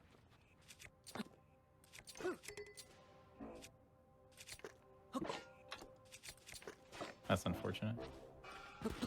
Did you lose skew? No. Link grabbed onto the wall. Oh, yeah. Yeah, he's got sticky fingers.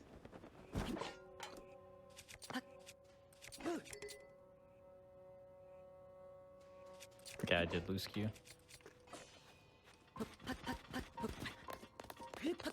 Alright, so we're gonna go back and grab skew again. So this is obviously a pretty powerful clip to get because the Yiga hideout is a little Long. spooky for Damageless, and it's also long and entering from the front takes forever, and has cutscenes, whereas this is a super fast way to just clip in the back, real sneaky like. Yeah, because the trigger for the fight is opening the door. And so if you can sneak in, then you can activate that trigger without having to go through the front.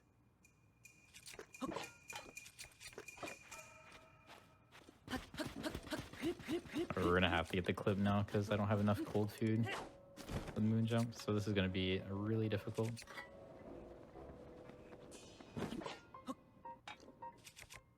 Yeah, and another thing that's rough is because we are in moon jump state, we're not getting a lot of autosaves, if any. It completely kills the autosave system, since we're thought to not be on the ground as much. And that's how the saves really work.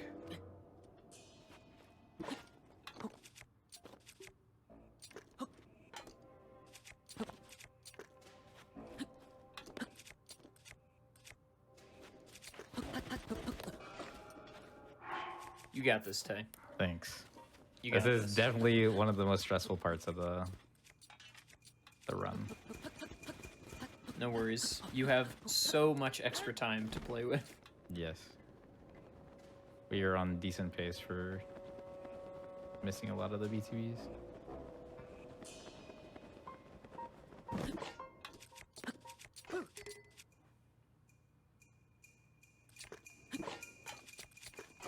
I'd say getting skew is probably the hardest part. Because you have to unequip your shield right as you're making contact. Yeah, it's extremely hard to see when you're in the moon jump state. You don't have the same animations. So yeah, again, for people just tuning in, Tay is attempting to clip into the back wall of the Yiga clan hideout. Or that's for sure skew. Which is quite difficult, given that Tay currently has moon jump active, which is a different glitch that he activated earlier. So these two puzzle pieces together make it quite difficult. But everybody in chat, shower him with your support. Show that you are on Team Tay. Tay is cute.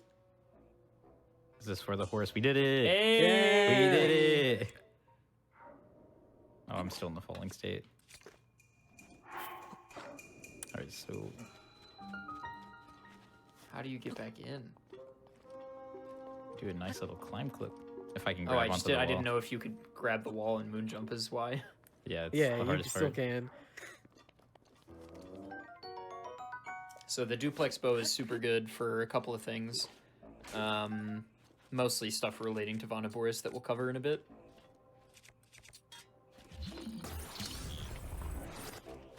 I'm actually gonna try not to die to Koga. I think that's a good plan. Yeah. Seems like a good Last idea. time I had a run make it to Koga, I died because of moon How? jump. Oh, because No, of moon jump. Yeah, Yeah. Usually whenever you like hit a slanted or slope, Link will end up walking really slow. And the only way to remove that to be able to walk normally again is to hold an item. So I was trying to hold an item so that I can like run up to Koga, but he had already thrown the ball at me, and I definitely, yeah, I don't want to talk about it. It was something. I started crying on stream. I was just like, I cannot believe I died to Koga.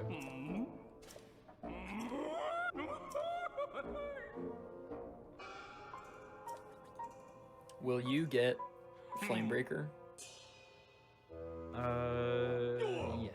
I will be getting the chest piece and pants as well. Right, because the attack potion is too good to pass up. Yes. Or attack food for Fire Blight, I assume. So in this case, damageless specifically means you're not allowed to take damage. This doesn't mean that we're not allowed to get hit. So we can still get hit by objects as long as we're holding a shield and don't take any heart damage, then it is fine. So if you see any of Link's 3 full hearts go down to below 3 full hearts, bad. Yes, that means we took damage. Yeah, so I'm seeing questions in the chat about whether or not normal all dungeons looks like this. Not really. Tay has pretty much routed this entire category to try to slightly optimize this very difficult damageless. So moon jump is not typically a part of this because you can use wind bombs and stuff like that. Yeah, moon jump is much slower. But for all intents and purposes for this run, this is a very fast iteration of all dungeons damageless. Most definitely.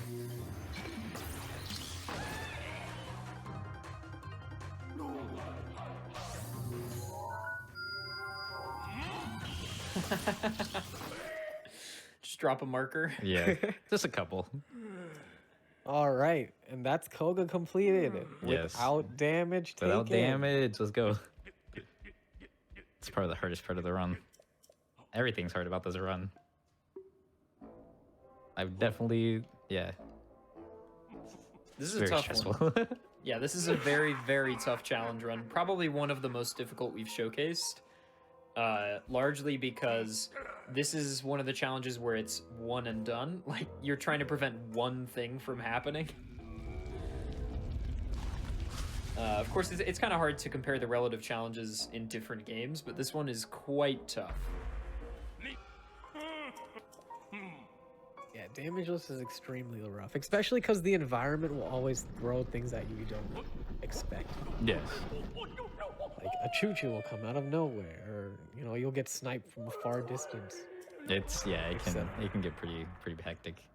We've had situations where like an electric piece will like shock your sword that you throw at them, and then like it'll shock you back. Like it all of it's rough. Or if you try to mount a horse and the horse notices you too early and then it kicks you, that's killer.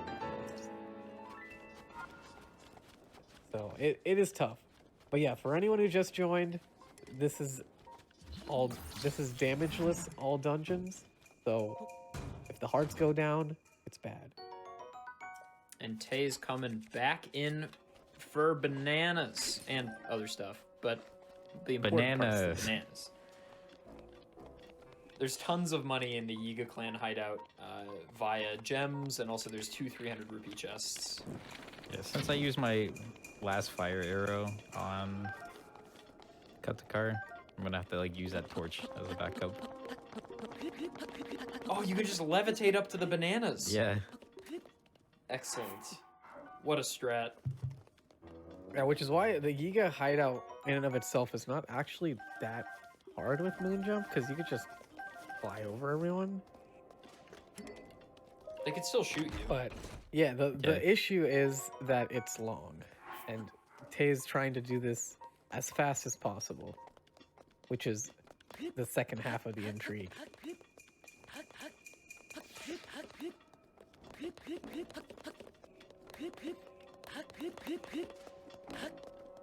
Also, there's a rhythm that you have to have with moon jump, just so you can like make the or clear the maximum distance that you can with each jump.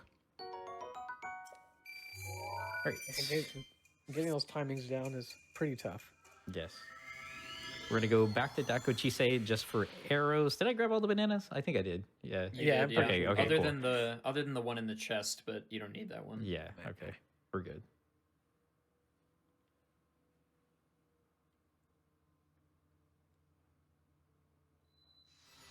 This is not a DLC area. Very much main quest.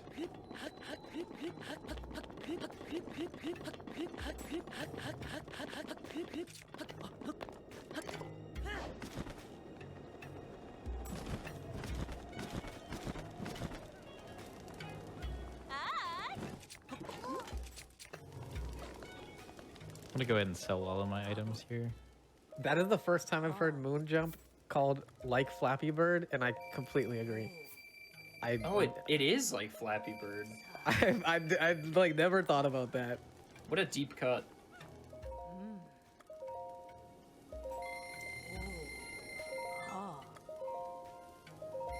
We're gonna have to save 20 of those electric arrows or the shock arrows for Ruta, so we don't have to actually encounter the lion that you would casually.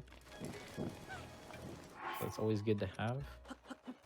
And right now we're gonna be cooking our attack food, which is gonna help us kill the blights, which is good. Yeah, we need them, especially for Thunderblight.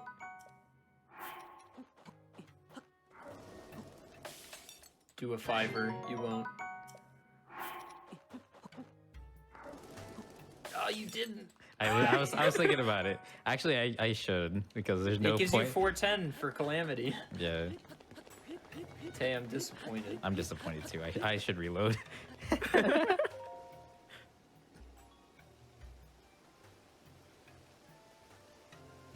You guys gotta spread the word. You wanna rebrand it? Rebrand what? Moon jump to Oh, Flappy, Flappy Bird. Bird. Nah. No, we're not doing that. No, I think Moonjump is better. Yeah, I Let's think it's not a very associate. Let's not associate Flappy Bird with this game if we can avoid it.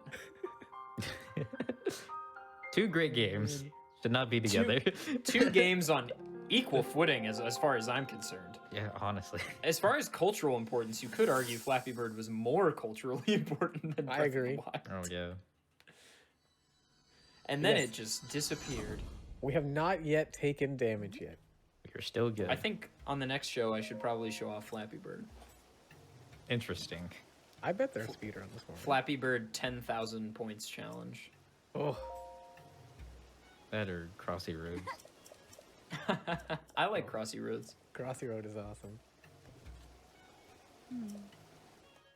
Right. So we started the Nabor's quest, or we actually continued the Nabor's quest. What we're going to be doing is going back to Tamil, and we're going to be getting Daruk's protection because we want Daruk's protection before we fight any of the other blights or Calamity.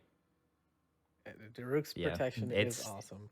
I wish we can get that before we do Meadow, but Meadow is too fast not to go for it.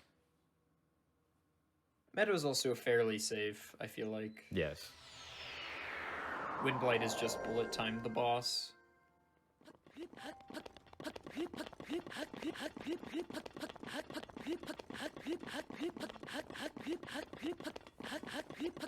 All right, rupees. 1,000. We're good.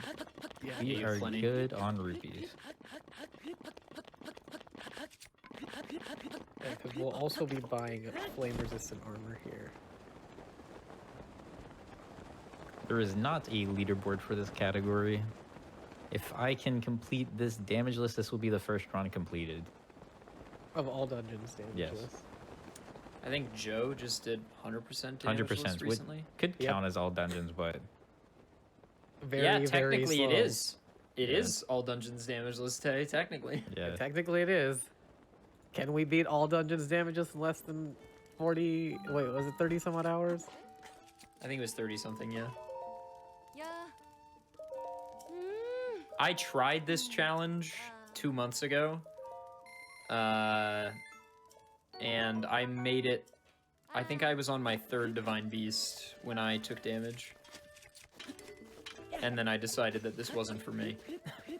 And there was no route or anything. I just winged the whole thing. Hey, that is really awesome for me. Yeah, that is. It was very scary. Multiple times.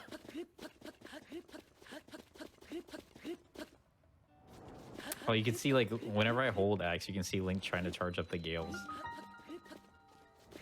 Oh, interesting. Yeah, I wanted to see if that was, like, a thing. Like, if you watch him, he'll crouch like he's charging up the Gales. You probably have to get a lot of height for it.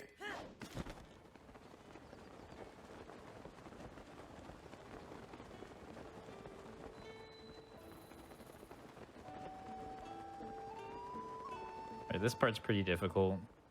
I've tried to memorize the enemy spawn patterns here, which I think I've done pretty well, yeah.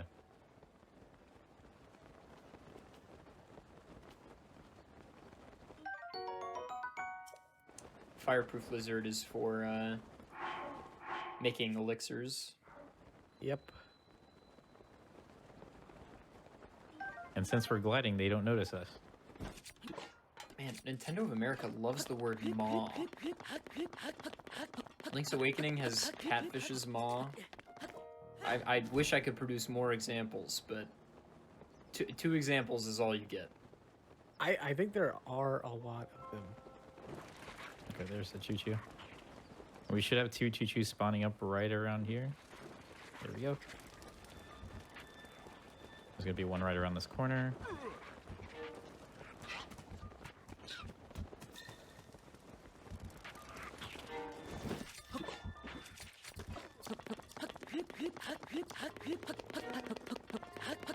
The safest way, yeah, exactly, is just like run into space. Yes, but I'm speed. Yes, of course, of course. Yes, do not take that as criticism. I quite like the word maw ever since I saw it on the Game Boy in Link's Awakening when I was a kid, but it's just very silly to me. You just say it enough and it doesn't feel like a word anymore. Also, can we talk about how I just like went uphill like that? The glider. Physics aren't real anymore. Yeah. What? The animations are all scuffed in Moon Jump. See, like, this is the animation. Like, I'm, like, outside of the dead stick zone. But that's as fast as Link can walk. But if we hold an item, it'll reset everything.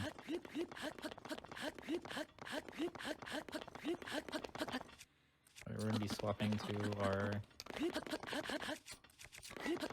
metal items, which I have forgotten. I would eat that fireproof elixir, my friend. We're good. I don't know why I'm backseating, but I'm just really nervous. I don't know, he wanted to get as much time out of it as he could. Yes. You're just making me nervous is all. It's okay. I make myself nervous sometimes. All the time. What am I talking about? So what I forgot to do is grab the sword inside of the Gerudo stash, which would be a lot easier to actually be able to glide in this area because it is a metal sword, but not too bad. I'll just swap back and forth from my torch and my axe whenever I need to go back into the moon jump state rather than the gliding state. But yeah, how's everyone doing today? Hope everyone's doing well. I'm doing great. Also great. Mostly because this is happening. True, it is happening. And we haven't taken it. Yeah. Elden is one of my favorite regions too, because you just see all the fire sparkles everywhere.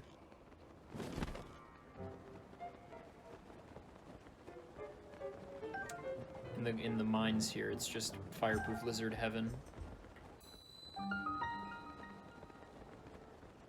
Oh, and we just need to grab 10. think we might be at one short. No biggie. Pick up any rock. Yeah, any rock, there's one underneath it.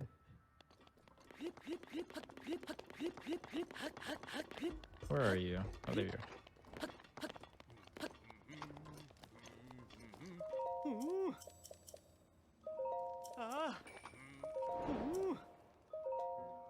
Take my lizards. I think that's one of the best trades in the game. Doesn't Yes. make you give 600 rupees.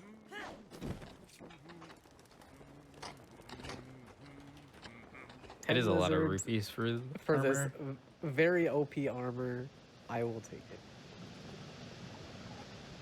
Honestly, when routing this, I was scared of the lizards. Wait, hold up. Hang on. Go. Did you just get the chest piece for free by trading 10 fireproof lizards? Yes. Yeah. I'm gonna be honest, I did not know about that. Come on, Well, now man. you bought know. the, you bought the chest piece. That would have made things a little bit easier. This is the scariest moment in the run, in my opinion. Yes. God. Oh, Oh my God, Tay. Oh my God. Those aren't set, are they? I think they are. Honestly, Well, the amount of times I've done it, I haven't taken damage, so I'm pretty comfortable with Doesn't them. even know. So I lost my all dungeons damageless attempts on the second set of meteor shower, which is right before you talk to Yunobo at the cannon for the bridge. That's where I got hit. Yeah, that's pretty scary. this game does have dungeons. There are all 4 divine beasts. We have completed one of them so far. And, And just, set up the triggers for a second and are currently heading to another one. yep. Let me not grab the same piece of armor I have. I've done that so many times in like practice runs. I'll grab the wrong armor and then I'll end up having to sell like everything I have in my inventory. So Tay needs 2 pieces of the fireproof set to have resistance against the higher heat levels of the Yunobo escort mission, as well as the exterior parts of Varudanya. Oh, and the initial Varudanya safety, or like saving area. Yep.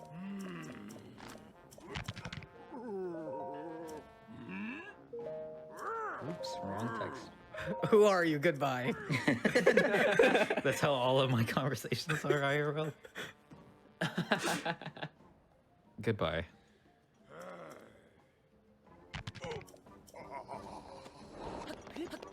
This is played on normal mode. Almost all speedruns are. Yeah, master mode just adds more rain and annoying. That would be a different challenge. Yeah.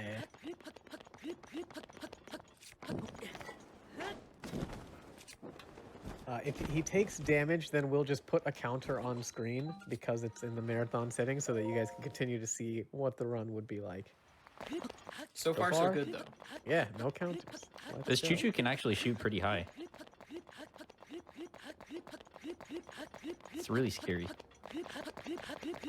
The Akira? Oh yeah, the Octorok. My apologies. I was like, I didn't wanna even see, question it. I wanted to see a choo-choo shoot. I just accepted it as fact, even though I knew it was wrong. I was like, right, the choo-choo, yeah. Yeah, yeah, the Octorok. You can tell I don't run this game.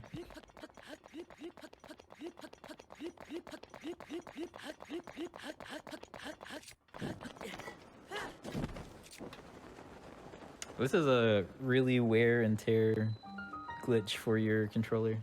Yeah, because When it you're comes to X button. constantly hitting the button.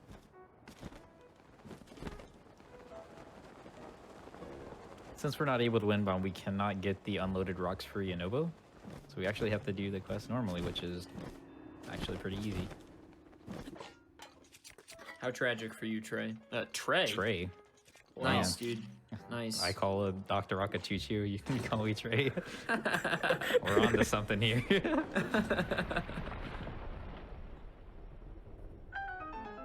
How inconvenient. I still don't understand how Yunobo ended up in this situation, but, you know, we never question it. It's Breath of the It's Wild. like There were it's like lots a- of rocks inside, and then he put them at the door.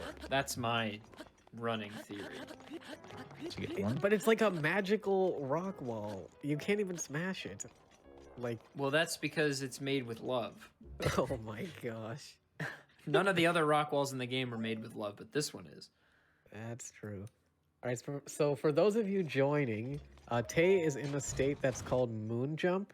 You get it by manipulating the horse archery minigame. And it allows Tay to continuously hit the jump key and jump through the air because the game thinks that you are on top of a horse. Yes. So the moment we jump onto a horse, it's gone. Or if we ride side on, also gone. Because I guess side on's a horse. Our marker's still there on the map from Koga. Oh my gosh, I forgot it. I forgot you did that. I was like looking at that and I was like, what is that? You should go talk to that guy. Yeah, see how he's doing down in the pit. Game clearly wants you to go there. I've never tried moon jumping down into that pit. Where's the void plane down there? There Pretty low. is a trigger for it, yeah. Even out So of you bounds. can I've done ollie clips and tried to like mess around with the out of bounds part of the void. And once you get too close, you actually trigger it from out of bounds as well. Tay, Yeah. why didn't you warp to the shrine? That is a great question. Next question. for content, of course. Content, yeah, everyone wants to see moon jump. Yeah, I just thought of that like halfway through. I'm like, I should have went. This guy called himself Speed earlier. I just want that to be known. Well, I've never gotten this far, so everything's just in theory. Point. The scuffed route doc theory doc. Yes. Good theories. Well written. Well written in like the 15 minutes I gave myself to type it up. Hey, you even have some parts that are bolded, so that's neat. Yeah, I feel honored to view this document. you should. It was made with Special love access. and passion. Much like the rocks that Yunobo placed. Yes, much like my horse. Gosh. True. Tay is cute. Tay is cute. Tay's cute.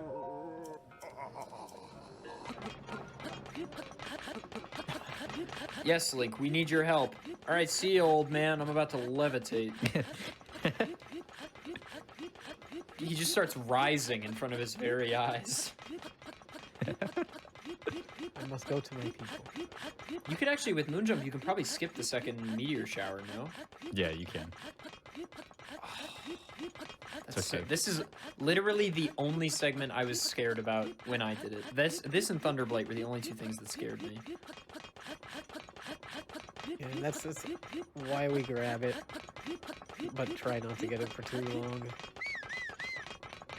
Are you whistle sprinting? Yes, I wanted to see my horse's name. Tay Tay is is cute. cute.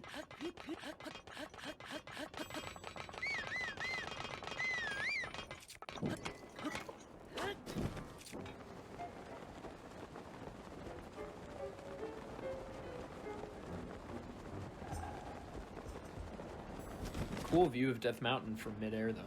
Yeah, I love it. Elden is still my favorite. It's a pain to walk through, but if you got all the fireproof gear, it's pretty nice. Also, My favorite area is. Go ahead, Tay. Oh no, that was Adian. that was me. Oh, Cut it. ADN, go ahead. No, I want to hear your favorite area.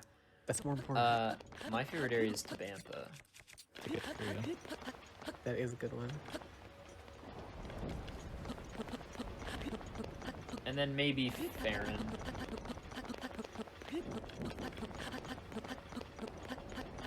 Farron would be my second favorite too. I like it a lot. It feels like one of the most individual areas. Yeah, You know there's what I mean? really cool tropical trees everywhere. It's always raining. Yeah. But raining in a good way. If that makes sense. Yeah, true. As opposed to the rest of the game where when it rains, you're like, oh man. So what we'll usually do for this area in all dungeons is use Furies, but we don't have Furies yet, so Tay is just abusing moon jump in order to get them. Yes. Yeah, so Tay cannot go into bullet time for the same reason he can't pull the paraglider, which is that the game thinks he's on the ground. And you can't go into bullet time unless there's a sufficient distance between you and the ground. And so he would have to do the same trick to pull out the paraglider to then go into bullet time.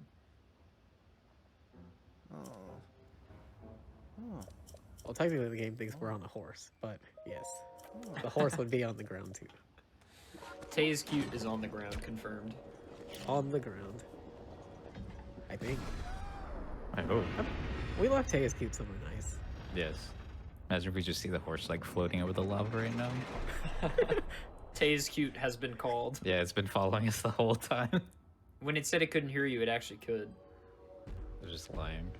Just doesn't want to come. Sounds like something my horse would do. You didn't get the 100% bond, so you know I don't blame him. That's true. Yeah, 98. What was it, 98 or 97? 93, I think. Even worse. Alright, Yunobo. Oh, I forgot you can't glide here. The wind. Yeah. Oh. Source Moongems- Domain is also a good area. Sorry, I'm just No, you're thinking about fine. areas in the game now. Nice. My favorite area would have to be Great Plateau. That's a good one. Yeah, it's where I spend the most of my time.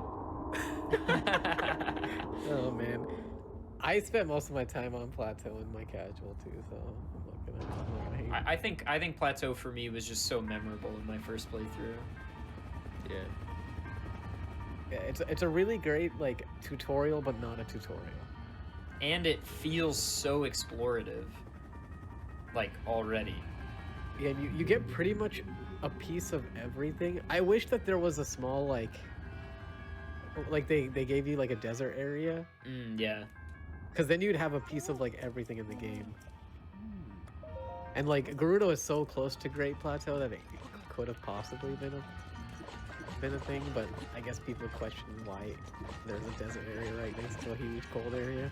It also leaves the mystery for later in the game, too. True. Very true. For that, and like I saw the rainforest of Farron, and I was like, oh, I'm going there first. Just because it looks so different than anything I'd ever seen in a Zelda game. Other than Plateau, I'd probably have to say Satori Mountain. That was probably like a good one. Oh, yeah. I'm just a sucker for Tabantha because I love snow levels in video games. That's totally fair. And shield surfing in the snow is It's amazing. so pleasing. It also feels like the area with the most hidden stuff. I don't know. What does my shirt say? It says, "This is my going out t-shirt." Not this year. I think that's the joke with it. Oh. Alright, well, you can leave it to me to just explain what's going on. Yes. Man, Adef is very funny. Classic. So yeah, this is the Yunobo escort mission. Some people complain about this being slow, but I It actually is quite like slow. this section. I like this section. I don't know. It's my least favorite section in all of Casually, I Dungeon. really disliked it, but in the speedrun, for some reason, it's kind of a nice respite, in my opinion. You know, always get stuck behind stuff. Yes. I always have to run backwards because I'm going too fast for Yunobo, even like with throw sprinting and like walking for quite some time. And so in this segment, we do have to use throw sprinting a lot because if you whistle, it will call Yunobo to come at you. And you don't want to do that too early. It'll also cause them to go to and halt. So like I'll whistle here, it'll make them stay until I whistle again. So if you're whistle sprinting, you're constantly like doing the Making him halt start and stop. Yeah. I'm realizing someone in chat is pointing out that I meant Hebra and not Tabantha. Oh, you shouldn't have let me have it, though. That's okay. It's fine, it's fine. Wow, is his favorite area, does not know the name of it. It's okay. It's okay, Tay can't spell his name. I've had this alias for like years. So the metal box is the best tool in this entire area. Best weapon next to the mop. For sure. You'll see Tay like swiping the metal box to and fro. It actually does do more damage if it's moving more quickly. which makes sense. So Tay's going to be moving it quickly when trying to strike these moblins up here, especially in the final set. Though you can also just like hit them twice at normal speed and it will kill them. Have to be careful with that bridge. Sometimes Yeah, that it was can a fall off. scuffed bridge Yeah. placement, Tay. Hey, scuffed works. Also, don't push this box too far away from you, just professional opinion. Because sometimes Ghost my push too middle name. far, it likes to fall. I'm actually going to turn on motion controls just so I can quick kill them. It still boggles my mind that you don't run this game with motion controls. No gyro gang. No gyro. No, gyro gang forever, dude. Yeah, shaky hands gang. Yeah, No, I have two makes shaky Calamity hands. so easy. My hands shake all the time.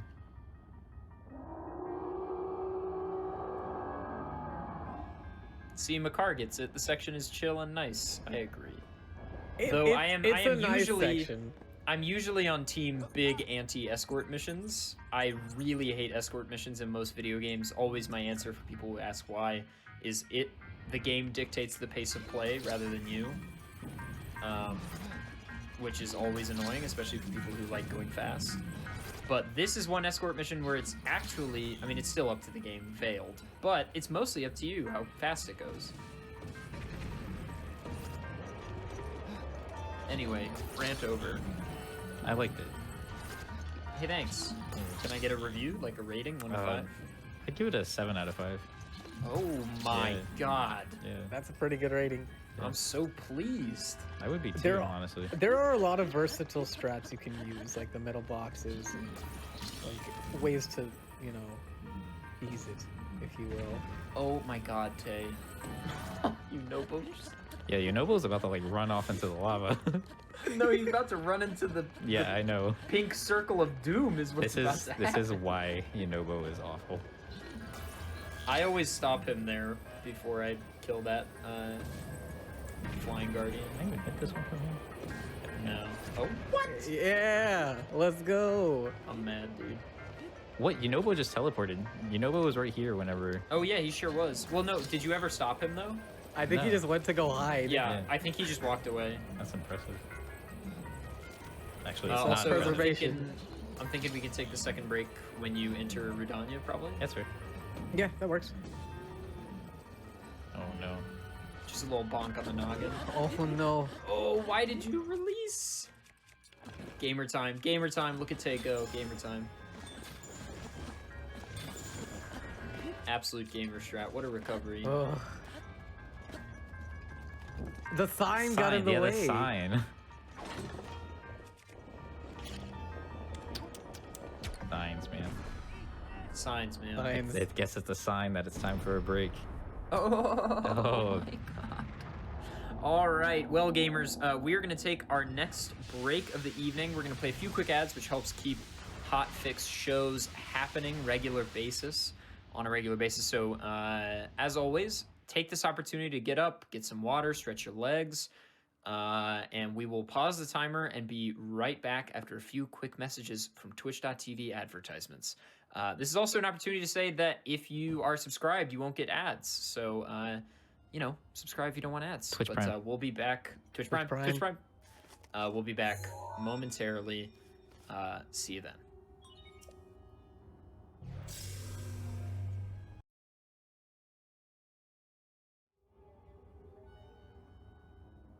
Hello and welcome back to the GDQ Hotfix. This is Challenger Approaching, a show where we show off challenge runs and the runners that perform them.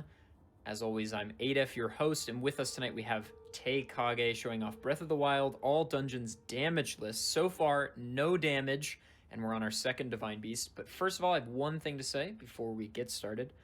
AGDQ 2021 Online is complete, and the total is $2.77 million for now. As a reminder, all of GDQ's portions of subs, gift subs, Prime Gaming subs, and bits cheered on the GDQ Twitch channel for the month of January will be donated to the Prevent Cancer Foundation. So you have 2 days left still to help contribute to the total via subs to this channel, gift subs, and bits to contribute to PCF, Prevent Cancer Foundation, for the AGDQ total. So that's pretty neat. But Tay, if you're ready, we can do a little countdown. All right, 5, 4, 3, 2, 1, go. You're here to You're gonna need them. So What- again, this is all dungeons damageless, so beating Yes. all the Divine Beasts plus Calamity Ganon without taking damage.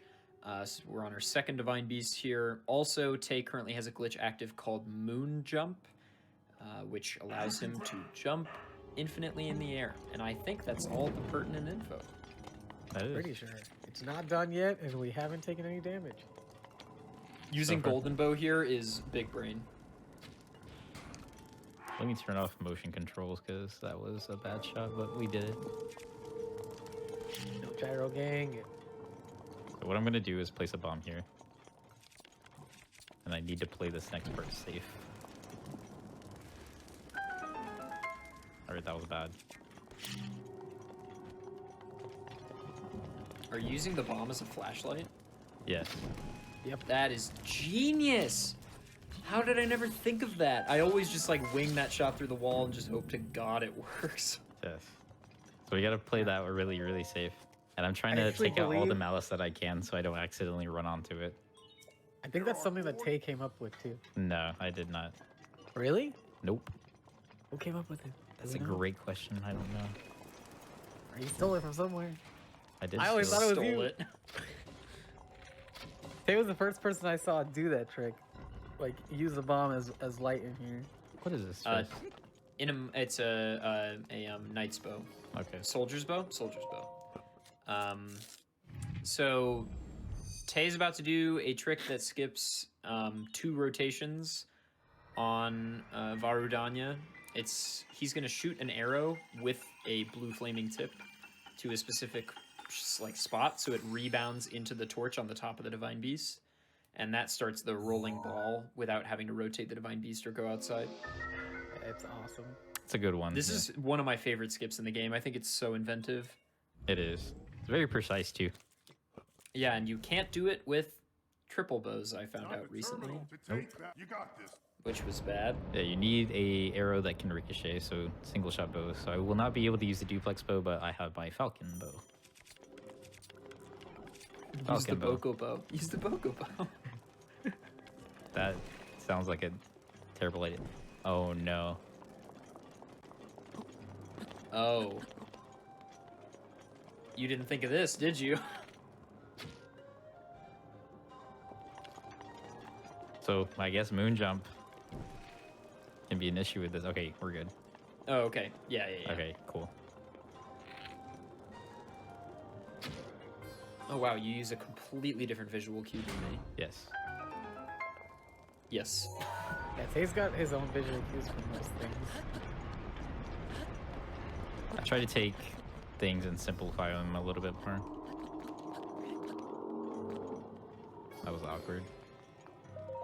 Hey, but you got there. Yeah, that's all that matters.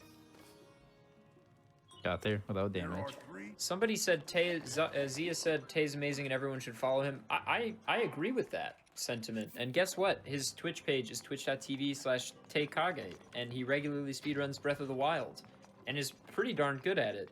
Thank you. And the link is going to be in the chat as I say this in real time, believe it or not. And as an added bonus, every time you guys follow, me and Adef have to listen to an alert. It's true. Literally every time. Every time. It goes bling. Oh, that would have been bad if I went through. Yes. Yes, it would have. I'm just gonna Like, slide all the way up huge there. brain, huge brain. Solving the puzzle from outside. Oh, I thought you were going to push it all the way there. Oh no, that That would have been cool. I think it's pretty tough from out here. This is another little skip. You skip shooting blue fire through the eye hole and 1 rotation that way. And the noises begin. Here they come. Oh my god. I don't think of how many things are made more difficult by Moonjump. yeah, no, a lot of things a are. lot. Yeah, everything is like completely different. Only thing that's a lot better is not taking damage, but even still, like it still can be risky taking damage. You can still also even take fall damage, which is crazy, but it happens.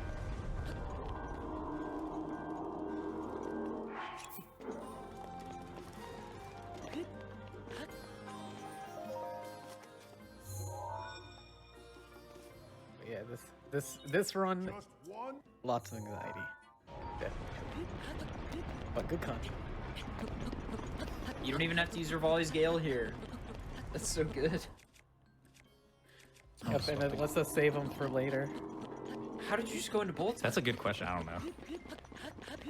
I guess it was as I swapped bows. That should be looked into. That was pretty sick. Yes. We will do science later. Run now, science later. True. No, I'm with the science Nice. team. There should be a... All right, here we go. Good luck. Don't forget to eat your attack veggies, all right, gamer? Thank you. Veggies a day keeps the gamer away. Or something. Sounds about right. That works. Watch out for that sword.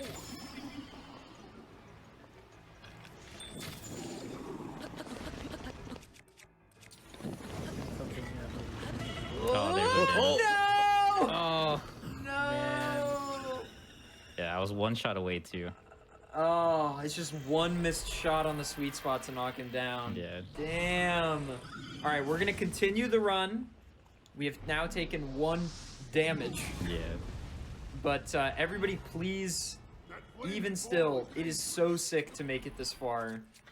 This is easily one of the most dangerous areas. Obviously, everything is actively trying to kill you, the weather and all. So please congratulate Tay on making it this far, and there's still so much more content yet to see.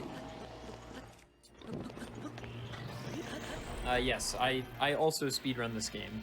Not nearly as well as Tay or ADN, but I do speedrun this game. yo, I don't see anything. I just route things and I watch them. That counts. Yeah, it counts. I'd give that a GG's. Very Solid. important part of the process. Yes. I would still heal yourself. Super, super nice work, Tay. Yeah, thank you. You hate to Heal see yourself? it, but it happens. Hey, we're going for a 1-hit run. One hit world record one hit, incoming. yeah. You can definitely say that Joe doesn't have the one hit all dungeons world record. Yeah, that is true. True. Keep powering through. We can't run it back for the sake of time, but if you want to see more attempts, follow Tay on Twitch. That was the distance PB. So that is a PB, I guess. All right. Next up, Naboris.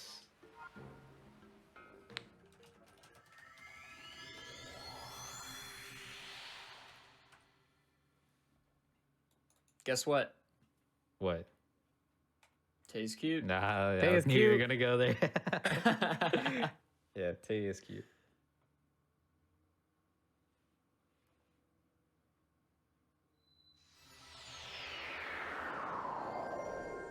Almost Yeah, two making divine it 2 beasts. hours in, 2 hours in without taking damage, and especially. So here's the thing, and then after that, Tay, I'm gonna let you finish. Oh no, you're good. Yeah. But Tay also is not going slow. Like when I attempted this challenge, I purposefully did things slowly to, like, you know, be smart and safe. But Tay is being speed, and it's pretty good. I thought he would take damage on plat. Yeah, I was thinking that too. That's how the Bokos are throwing rocks. I was surprised. Oh well. Damage right outside of SOR would have been really something. Sounds like Breath of the Wild. Tay, what were you gonna say? I forgot. Oh, I was I'm gonna sorry say for no, cutting you no, off, no, you're homie. fine. I think it was just something like that was a good attempt, damageless, but we still got 2 more divine beasts to go, and we're good pace. So if we weren't to take damage, it was definitely gonna be a hard pace to beat. For sure. This gives me the opportunity to do it again even faster. Well, and That's without true. a bunch of missed BTVs. Yeah. Gosh dang it! Follow twitch.tv/Taykage. Who knows? Maybe he'll even do the challenge again. Yeah, Gosh maybe. darn. Maybe after If this. you just want me we'll to never listen to the know. alerts. Also, ADN, a bunch of people are asking about Moonjump again. If sure. you would explain how it's set up. So the way we got Moonjump is that you go into the horseback archery game, the one where you shoot the targets. But instead of actually doing the horseback archery game, you run backwards, go up on top of some cliffs. While you're still on the horse, Because if you jump off of the horse, you leave the game. What you do is you jump off the horse from the top of that cliff, and you jump onto another horse while the timer is ending. If you're trying to soothe the horse while the timer is ending, you'll be in moon jump state when you leave. It's really fun to watch too. The horse just bucks over and over while you're in the cutscene. It's great, yeah. The other night, I like wanted to test it out myself so that I'd know more of the intricacies about it. And oh my gosh, don't make me listen to the alerts. Follow TikTok. Make ADEF listen to the alerts. Just do it all at once. It's been like in our heads, like ongoing, just the ding, ding, ding. And I'm like, oh my gosh. But yeah, so the other day I was testing it out, and I stayed on that cutscene for like a really long time to see how far the horse would go, and it soft locked my game. Did you know you can take cold damage here? Or heat damage sometimes? Oh yeah. But since it's 5:15 a.m. I swear to you that I have done time of day skip and still gotten hit there. Interesting. I could see it. Honestly, the way the not- Breath of the Wild is, yeah, I Yeah, it's not perfect. yeah, there- it's not a there could perfect game. easily There are be a many spot. flaws, but it is a really good game. So duplex bow is super good for this section. You can hit. You're supposed to hit each foot 2 times with bomb arrows, and you can accomplish that with 1 shot with the duplex bow, which is really nice. Moon jump does transfer between saves. That is true. Actually, we did it in this run. As soon as we got the cutscene, we moved to a hard save. I don't know. Oh, it deflected. It Yeah. hit the Yeah, it hit foot. the That's other so foot. sick. Vaughn and Boris really be out Yeah. here doing stuff like that. The other foot's shielded. Huge brain play from Vaughn and Boris. Man, outsmarted me. Fireblade and the Boris. Do you even need, like, with Moonjump? Oh yeah, I guess it would still be good to do the 2 shock arrow, like the duplex shot. Yes. Yeah. We just need to do the bullet time science. Mm. That could change the game. Actually, I forgot a huge part of the route, getting into Zora's domain. Were you supposed to do that before this? Yes, I was. Well, we'll just grab Moonjump again. No biggie. Or are you getting rid of Moonjump here? Yeah, I'm gonna be getting rid of it at the last terminal so that I can fight Thunderblade without You stressing. could technically warp out of Vaughn and Boris right now if you wanted to and go to Zora's domain and then come back. Oh, that's true, yeah. I think that would actually be faster. That does seem like a good idea.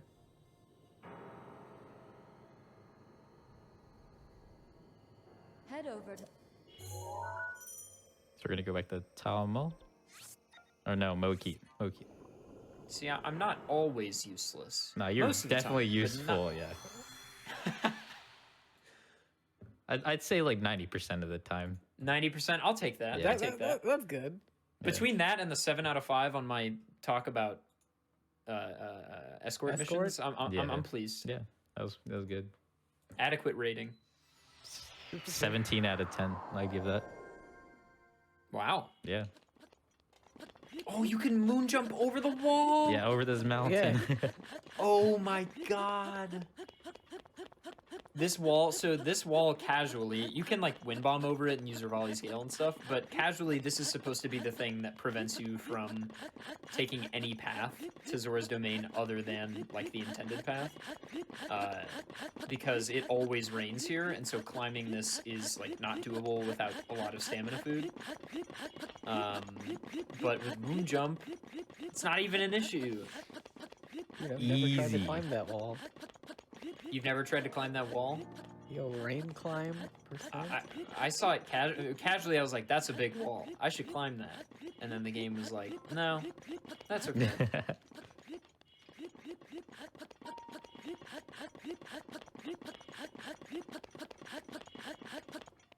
Uh-oh, you're cold.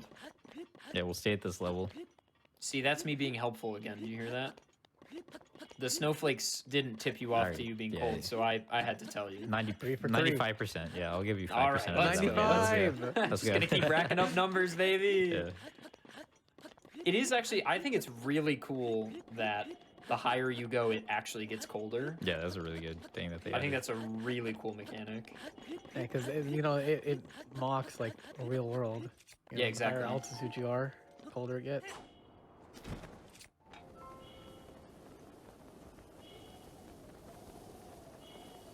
There's no enemies here. I was about to say, Tay, why don't you eat food? And then I He realized doesn't need to. It's actually kind yeah. of fun. Now it's kind of fun to watch it like this. it doesn't matter. No, so moon jump again. ADN just described it super in depth earlier, so I'm not gonna do it again. I can do it But- again. Nah, you can do the short version. All right. So essentially, we have a glitch that makes the game think that we are on a horse when we are not on a horse, and so we can abuse it to glide along the ground, jump infinitely. It is pretty cool. I do not know who discovered it, but could easily find out.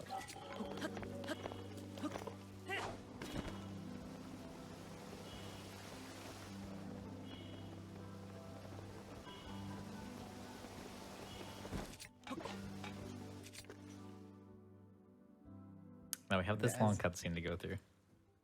This is probably the last thing you're about to get rid of moon jump soon, probably, or after the things of Anaboris, I would guess. Yes. Yep. So what I'm going to do So- here is go through all this text, activate the shrine, and then go back to Naboris.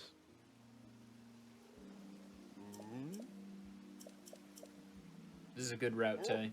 Thank you. I worked not hard on it. All the same, it's pretty interesting. I would not have thought to use moon jump to cross the wall. Yeah, it's probably the best part about it. That was like the most stressful part about like thinking of a route because I was trying to avoid moon jump at all like possible costs. I was trying to BTB everywhere or find BTBs to every place.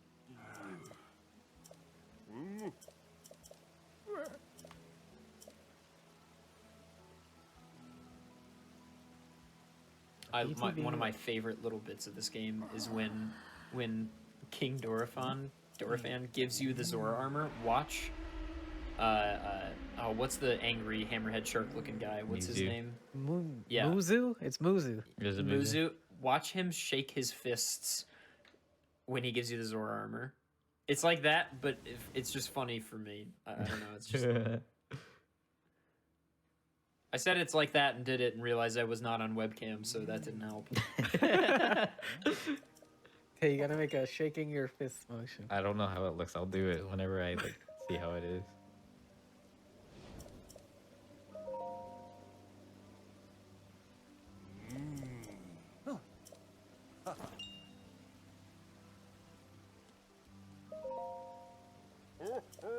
Zoom in on the smile. All right, look now. Oh, it's like He's so angry. He's out. Look at him! Look at him storm away. He just waves his arms. You'd swear he was a teenager and not a several hundred-year-old wise being. yeah, you would think.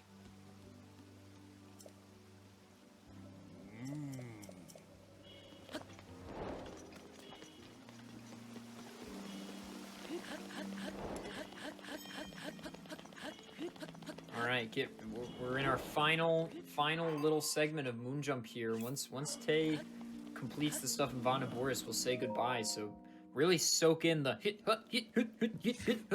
while you Yes. can. Oh man, I just remembered how hard Naboris is with moon jump. The Yeah. very start, like with the neck portion of Naboris, where you have to like wall or like casually walk, it's really hard to make it to the terminal. It might take a Interesting. couple attempts because of how you can land on a slope surface, and it'll like make Link walk really slow. Yeah, I think that's one of the worst cons of moon jump. Yes. I could just hold an item and have that ready, like before. Actually, whenever I do the shot. That's probably a good idea.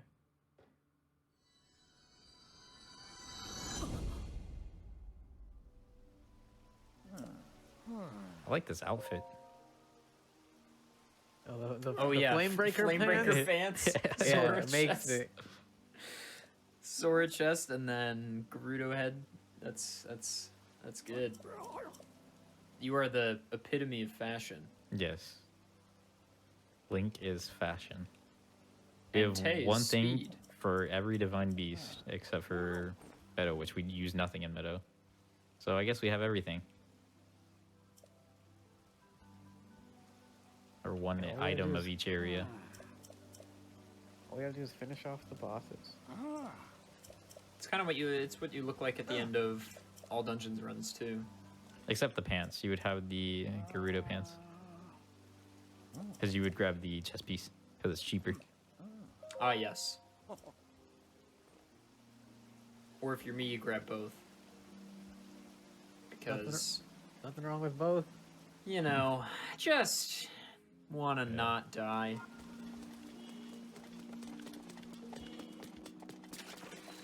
Actually, now that I think about this would probably be a good idea to do. Since I'm going to be Get the getting... Fleet Lotus? Yes, and I'm going to be cooking them so I get a 3 speed up. So that whenever I'm done with Navorus, I won't have moon jump anymore. So I can just sprint all the way up to the top of the staircase. You hear that, folks? Optimizations mid-run. Happens all the time. Yes. Actually. You have no idea how 4 minutes unprepared will I am. actually... That'll probably be enough to get you through the majority of Ruta as well. Yeah. Well, there's the Sidon mission, actually, so maybe not.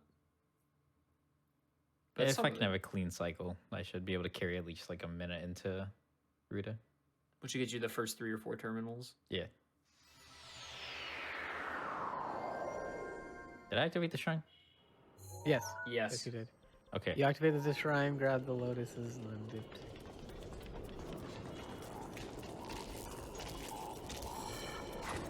Later, Guardian. Let's go to In the sky.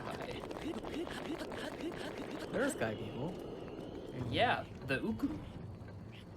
Coco? You know, fun fact, did you know that name is based off of Link's Tunic's original green hex code? I did know that. Nice. Interesting. I think that brings it up to 96%. 00CC00. I'd give that a 97. 96. Oh, let's go. I've got all the TP trivia you could need.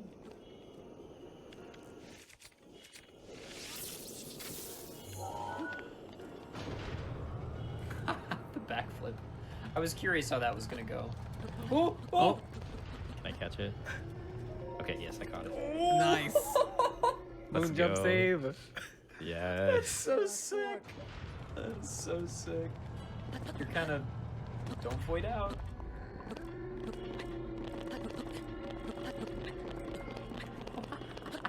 And So we're good. scuffed. So We made it! We made it! We're good. It's scuffed, but it works.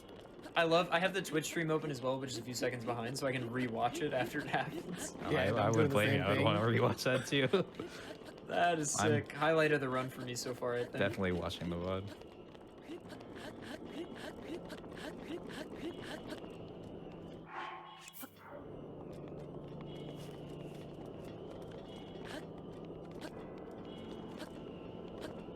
So Tay did get hit in the Fireblade fight, not to bring it back up, but somebody's asking.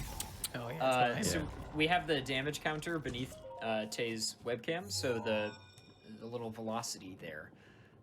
They are implicating that there has been 1 hit so far, but since it's a no reset run in a marathon setting, Tay is going to keep playing for us.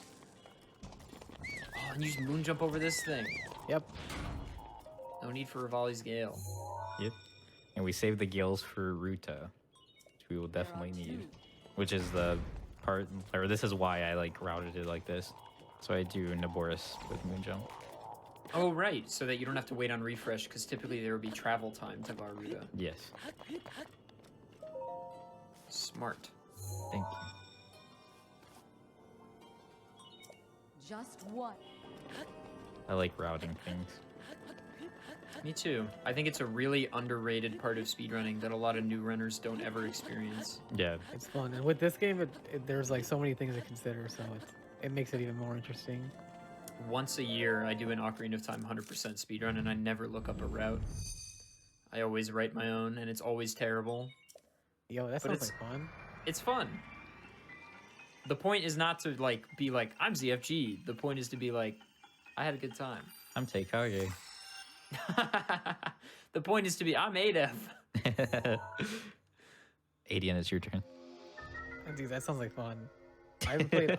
Has it Failed. 2% ADN, you're supposed to say I'm ADN. Yeah, 2% Adian. 2%? What? That's such a bad review. I give ADN a 100%. Hell yeah. All right, in my Alright, just defense, because it's Friday, I'll let you have it. I was routing out OT 100% in my head. Got me into it.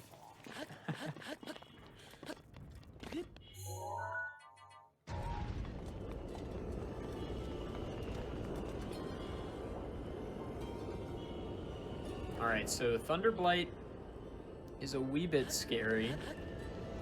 Definitely the hardest blight, both for casuals and speedrunners, I would say. I feel like not that many people would disagree with me on that. No, I agree. Well, Started take like a that. good overconfidence. Actually, I'll wait it out. You were gonna save and reload Yeah. instead of just rotating the thing 3 times. So, question for the uninitiated: Go for it. how are you gonna get rid of Moonjump in the middle of a Divine Beast? That's what I was doing. Saving and reload. Okay, so yeah, that's what I'm doing. Closing out of the game. Thank you. Oh no, it's Tay's menu. Oh no. It's a Switch menu. I'm glad I cleaned it off. I had like 90 profiles on here.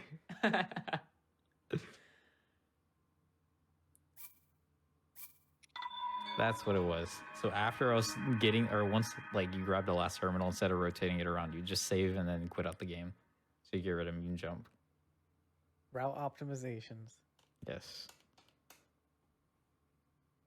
You're committed now. We definitely gotta keep trying this till it's done. Yes. Meanwhile, Tay's like, but all shrines. All shrines is calling my name. Yeah, we'll do all strength first. Hey, nice jump. Man, I'm so used to having Moon Jump now that I'm like tapping A or X multiple times. And I'm like, wait. It sucks. The muscle memory that you build doing moon jump is good and bad. GLHF.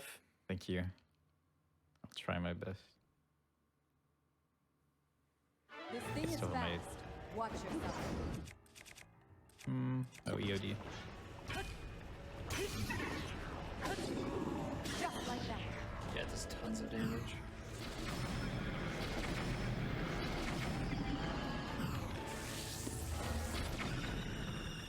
Oh my god. Oh, that was I had to be clutch. That I had was to be clutch. really careful there because if I went too close and shot another bomb arrow, I would have died.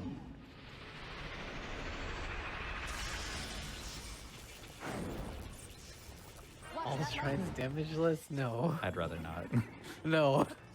Let's not. The shrines are only fun because you can take damage.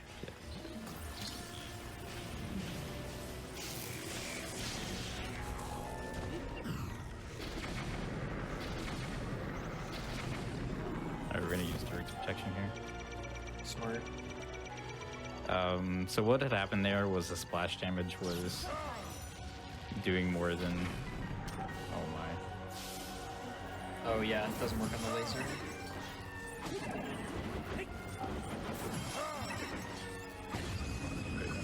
See, why is it that Daruk's protection is so powerful on every boss except for this one?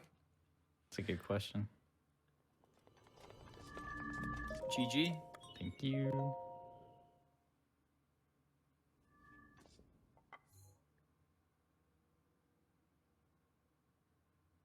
I think it protects itself from the laser recoil with the shield. Yeah, that makes sense. All right, 3 Divine Beasts down, only 1 unit of damage taken. Not bad at all. Now we have Furies.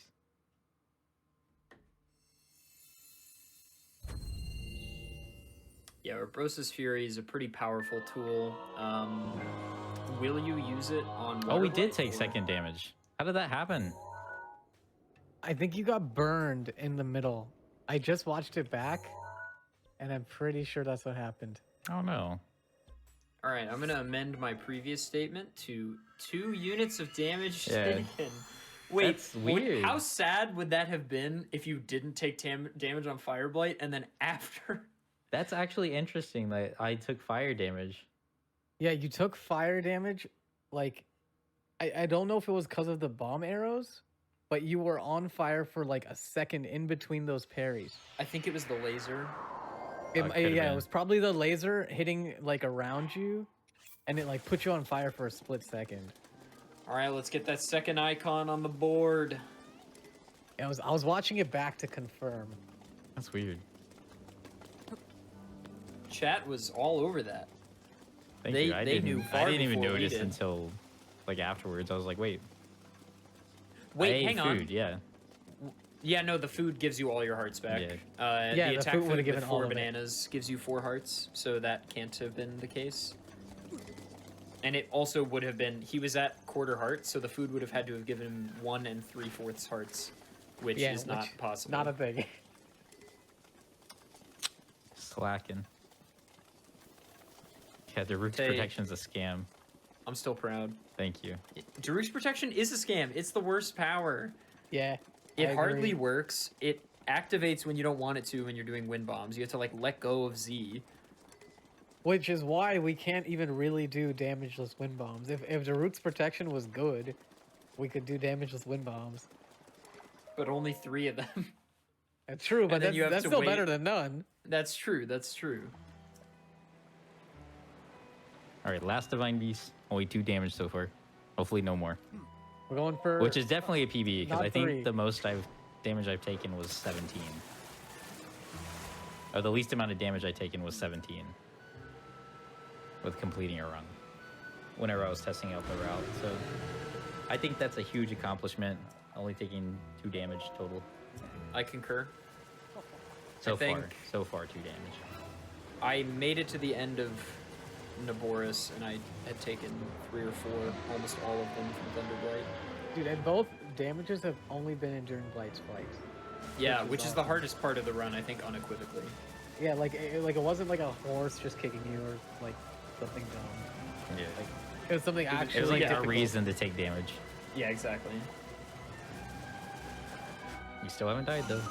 Well, I just thought it was gonna be like a rock from a Macabre on flat. That was a big miss.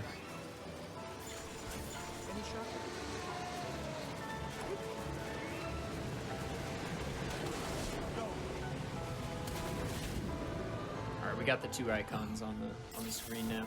It's accurate now. So yeah, to refresh for people, we are counting the number of hits rather than the total amount of damage. 18 damage. No, we're not doing 18 that. damage. Because Use technically, you could say that like that attack, like the Fireblight attack, would deal more than the amount it did, but Tay had 1 hit protection, which is a whole other thing. Yeah, it's a different ballpark. Totally.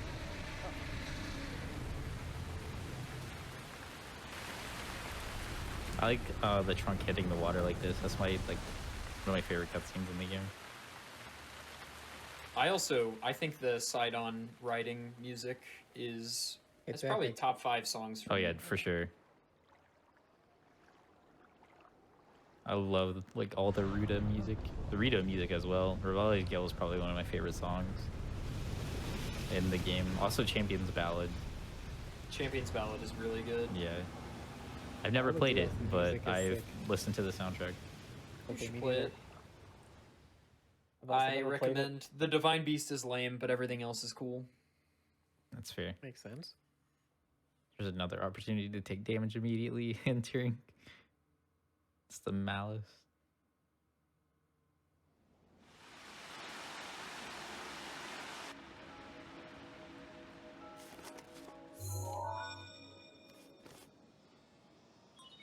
So Rivali's Gale kind of breaks this dungeon wide open.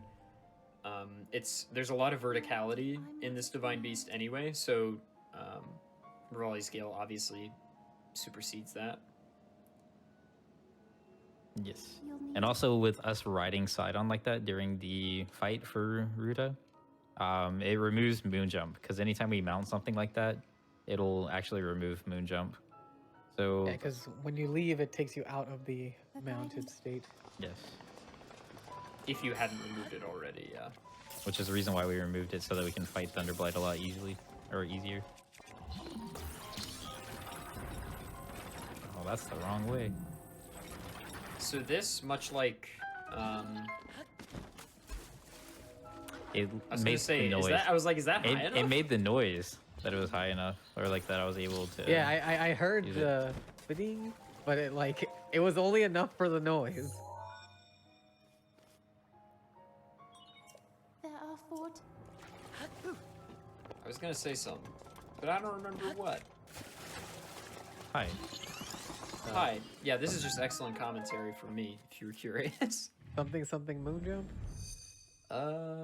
Yeah, that sounds right. Cool. We got it. Nailed that. If I can't remember it, it can't have been that important.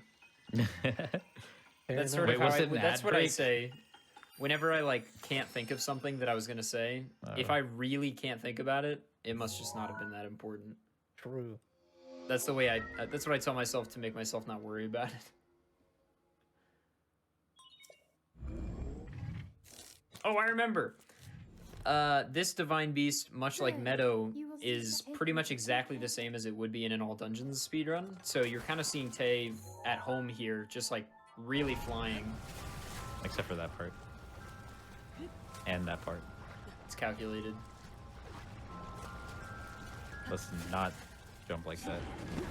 So the cycles are going to be off here because of how the trunk works and the water from the trunk. So we might lose probably about 30 seconds, which isn't too bad. In PB attempts, that would be really bad. Definitely Also, something what's you don't want. what's the reasoning of putting it to 1 instead of 2? I find it a lot easier to hop on top of with the Gales because it's like at an angle. You can easily catch the corner of it. Okay. And I guess it probably doesn't lose that much time since you have to magnesis the thing open anyway. Nope.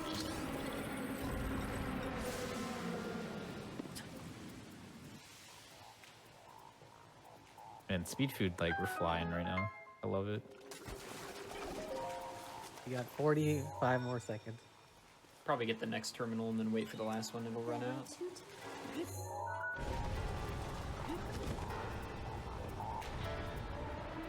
Actually, not that bad.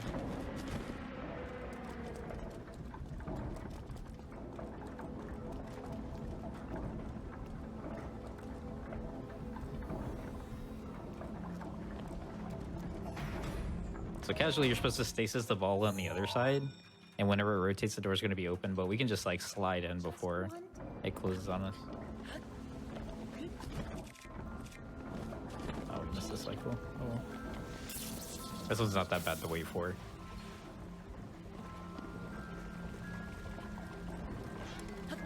The music in this area, especially after you've gotten a few of the guidance terminals, reminds me of Swamp Palace in The Link Between Worlds. Oh, I can hear that. It's very floaty, very ethereal. You activate, there should be a Oh, be gosh. careful. The noises are back. Yeah, they're back. I turned it up so I could listen to the music, and then it was like a loud ding. Every time you guys follow Teikage, the noises. They follow. It gives them a punishment. As well as me Oh, trying to do man. this Damageless. That's my punishment. I guess the commentator's gonna take you.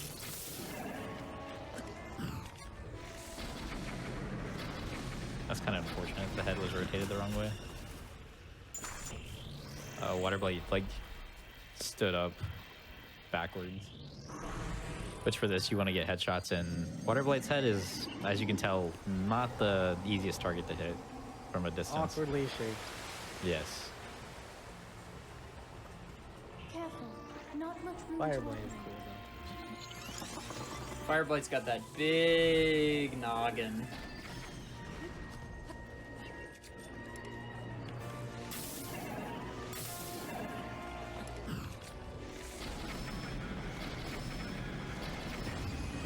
Nice fight. You. So yeah, I really like Water Blight in the speedrun, largely because you make the Cryonis platforms just to get bullet time. I think it's really sick. Yeah. That's my favorite cutscene right there when Mifa appears. And then whenever you're playing in Japanese, like the voice acting is like so good. Japanese Mifa. Yeah, Japanese Mifa is like the acting is like on point. That's top notch. French A Mifa is tier. probably one of the only slightly weaker voice actors. German Impa is insane. French Impa is probably my least favorite French voice actor. I could see that too. Yep, that's the last Divine Beast. Now we are going to be getting to Castle, and we're going to fight Calamity. Thanks to you, all of the divine beasts have returned to us. One And the big spirits benefit the of doing champions are all free. dungeons is that Calamity, half of his health will be gone, All be awaiting your clash which with makes- Ganon at Hyrule which Top. makes this markedly easier. For sure. I wish after you grab Tower, you're able to use these shrines that you flipped into as ward points, because Stasis would be a lot better to get on top of Temple of Time. Oh yeah. You could use the boulder, ride it halfway, and just paraglide the rest. It'd be Just a moon lot jump. better yet. Like moon jump forehead. Just moon jump.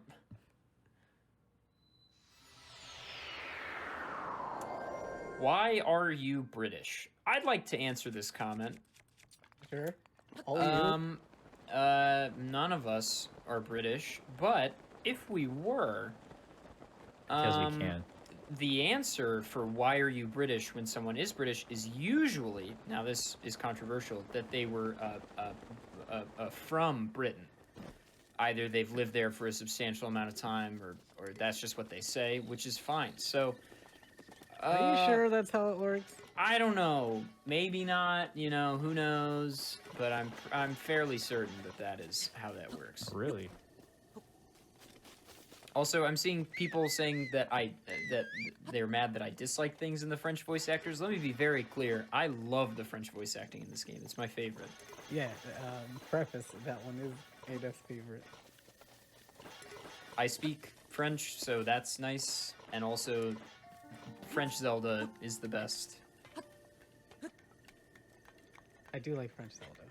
The bonus memory cutscene in French is like really, really good. And the I like English memory- Zelda. the what? English Zelda's pretty good too. See, I am not a huge fan only because I'm tired of like, why are you British?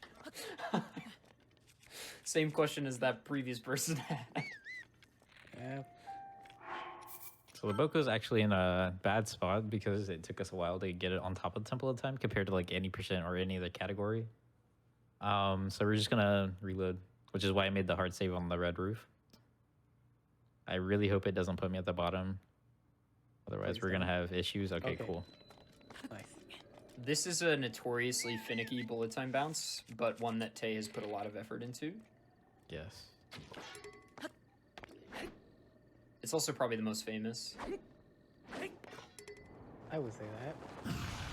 Oh, that was close to taking damage. Oh, that Oh was my close. God. really I close told to you. taking damage. Yeah. I'm I glad warned him when hit- he's like, "This is what I want to attempt." I'm like, "Just make sure you pause." Yeah, Right before. my index finger, like it hasn't hit the pause button that fast. Like it went, boop. It went from X to. You Man. pulled the bow so late. Yeah, that was scary. That was big trust. Oh my god, I just rewatched it. You were like one frame away from the ground. Oh man, since I had multiple bows, I probably just like messed up a little bit. Shouldn't be too bad though. It's recoverable. We take these. And you have her volley scale. Not yet. It'll probably be Well, I like mean, like, by the time you get to the castle, it'll probably be close. probably like 3 minutes.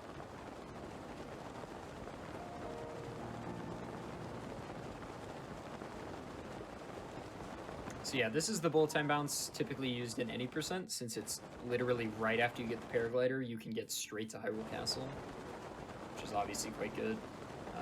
One good thing is that Tay doesn't really need to do a lot of resource collection in Hyrule Castle here. He might grab some bomb arrows, but that's probably it. Oh, that was clutch. Oh no. Okay. Yeah, you pulled it in time.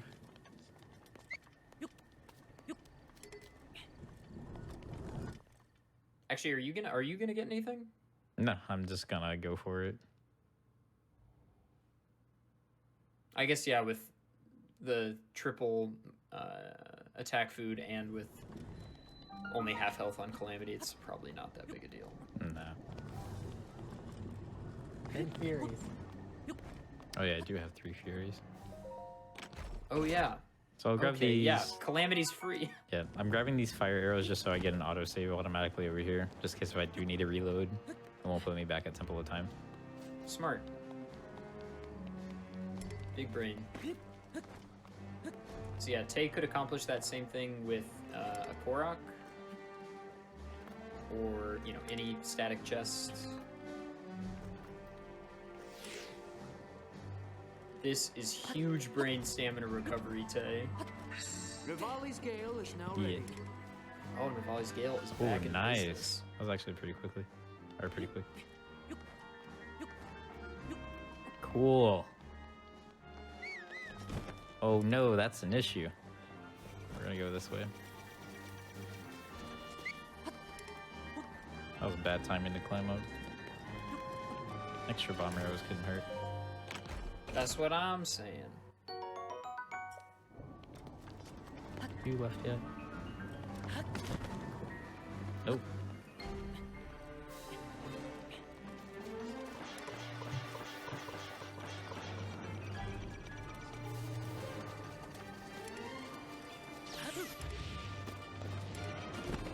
Oh man.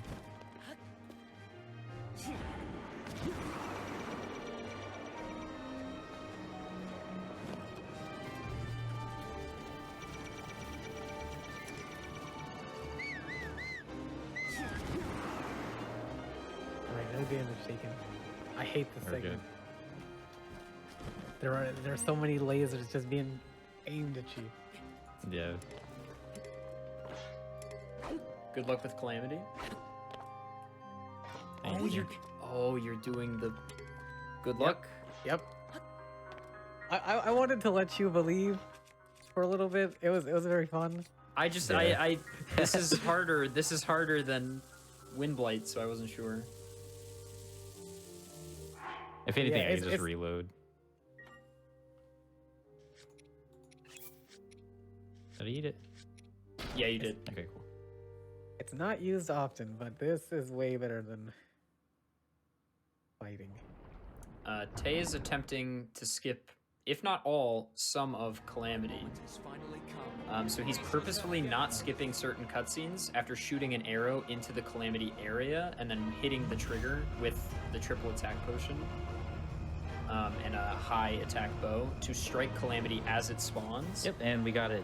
If you don't see Calamity in this cutscene, that's the visual cue that you don't have it. And whenever the screaming is over, that is the audio cue that you can skip, but I might just wait a little bit because sometimes it can be a little bit finicky. So like normally you would be able to skip here, but I'm just gonna wait like a couple extra seconds. Then we'll skip here. And if Calamity does not turn red, like the Calamity, the actual body does not turn red, then we're good. So yeah, he's instantly in phase 2 here. So that is Calamity skip. You don't have to fight Calamity at all. Oh, you did the whole thing. Yeah. Nice. That's it. GG, done. you didn't have to fight Calamity. Yeah. Okay, Now we're so on Dark Beast. just don't get hit on On Dark on Beast, yeah. Dark Beast. The hardest cutscene in the game.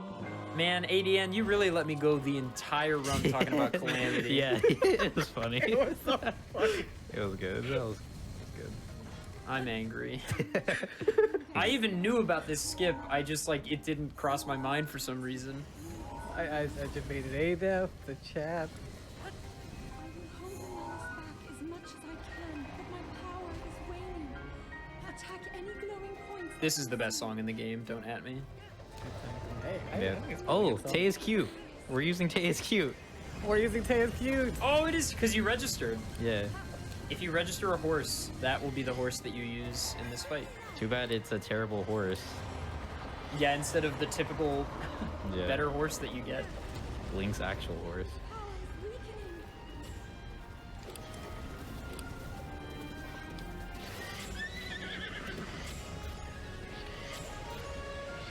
I do like Link.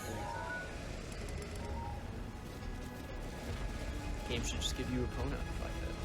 Honestly. It should. I don't like that it's locked behind any of those. Let Epona go. So Dark Beast is kind of an auto-scroller. If you perform the same way every time, then things will show up at the same time. Tay. I just saw on the repeat. I was not looking for one portion of the fight. You're the worst. They always does that kind of stuff. It's a Usually it's classic. the pings or Yeah, but the like- pings are on Koga right now. So I can't ping. But yeah, so Tay is, you know, doing the same movement with the horse pretty much every time, and so Dark Beast, you know, moves the same way in reaction every time. Yeah, like, And then there are ways time to will get be on the the, hits. the last hit on the eye. Go ahead, Adian. You can get the hits first frame and save a little bit of time, but it doesn't make much of a difference. So yeah, time is coming up. And Tay's gonna yell time when it happens. Right, Tay? Yeah. Tay! Oh my god! GG time. Tay. You did not have to kill Tay's cute. He that is heartbroken. What have you I done? am. Alright, well, regardless, GG. Taykage GG. completing Breath of the Wild all dungeons with only taking 2 hits. To my knowledge, that's a world record for 2-hit all dungeons. Yeah, world Most record for definitely. 2-hit all dungeons. Definitely a PB whenever it comes to like how much damage I've taken. So that's Yeah, really PB good. by 15 hits. Yeah, 15 hits. Yeah, so- in this kind of challenge, you do kind of, rather than time, talk about your PB in reference to how many hits until you get the 0-hit run. So definitely a PB for Tay. Everybody, please congratulate Tay, and also Thank you.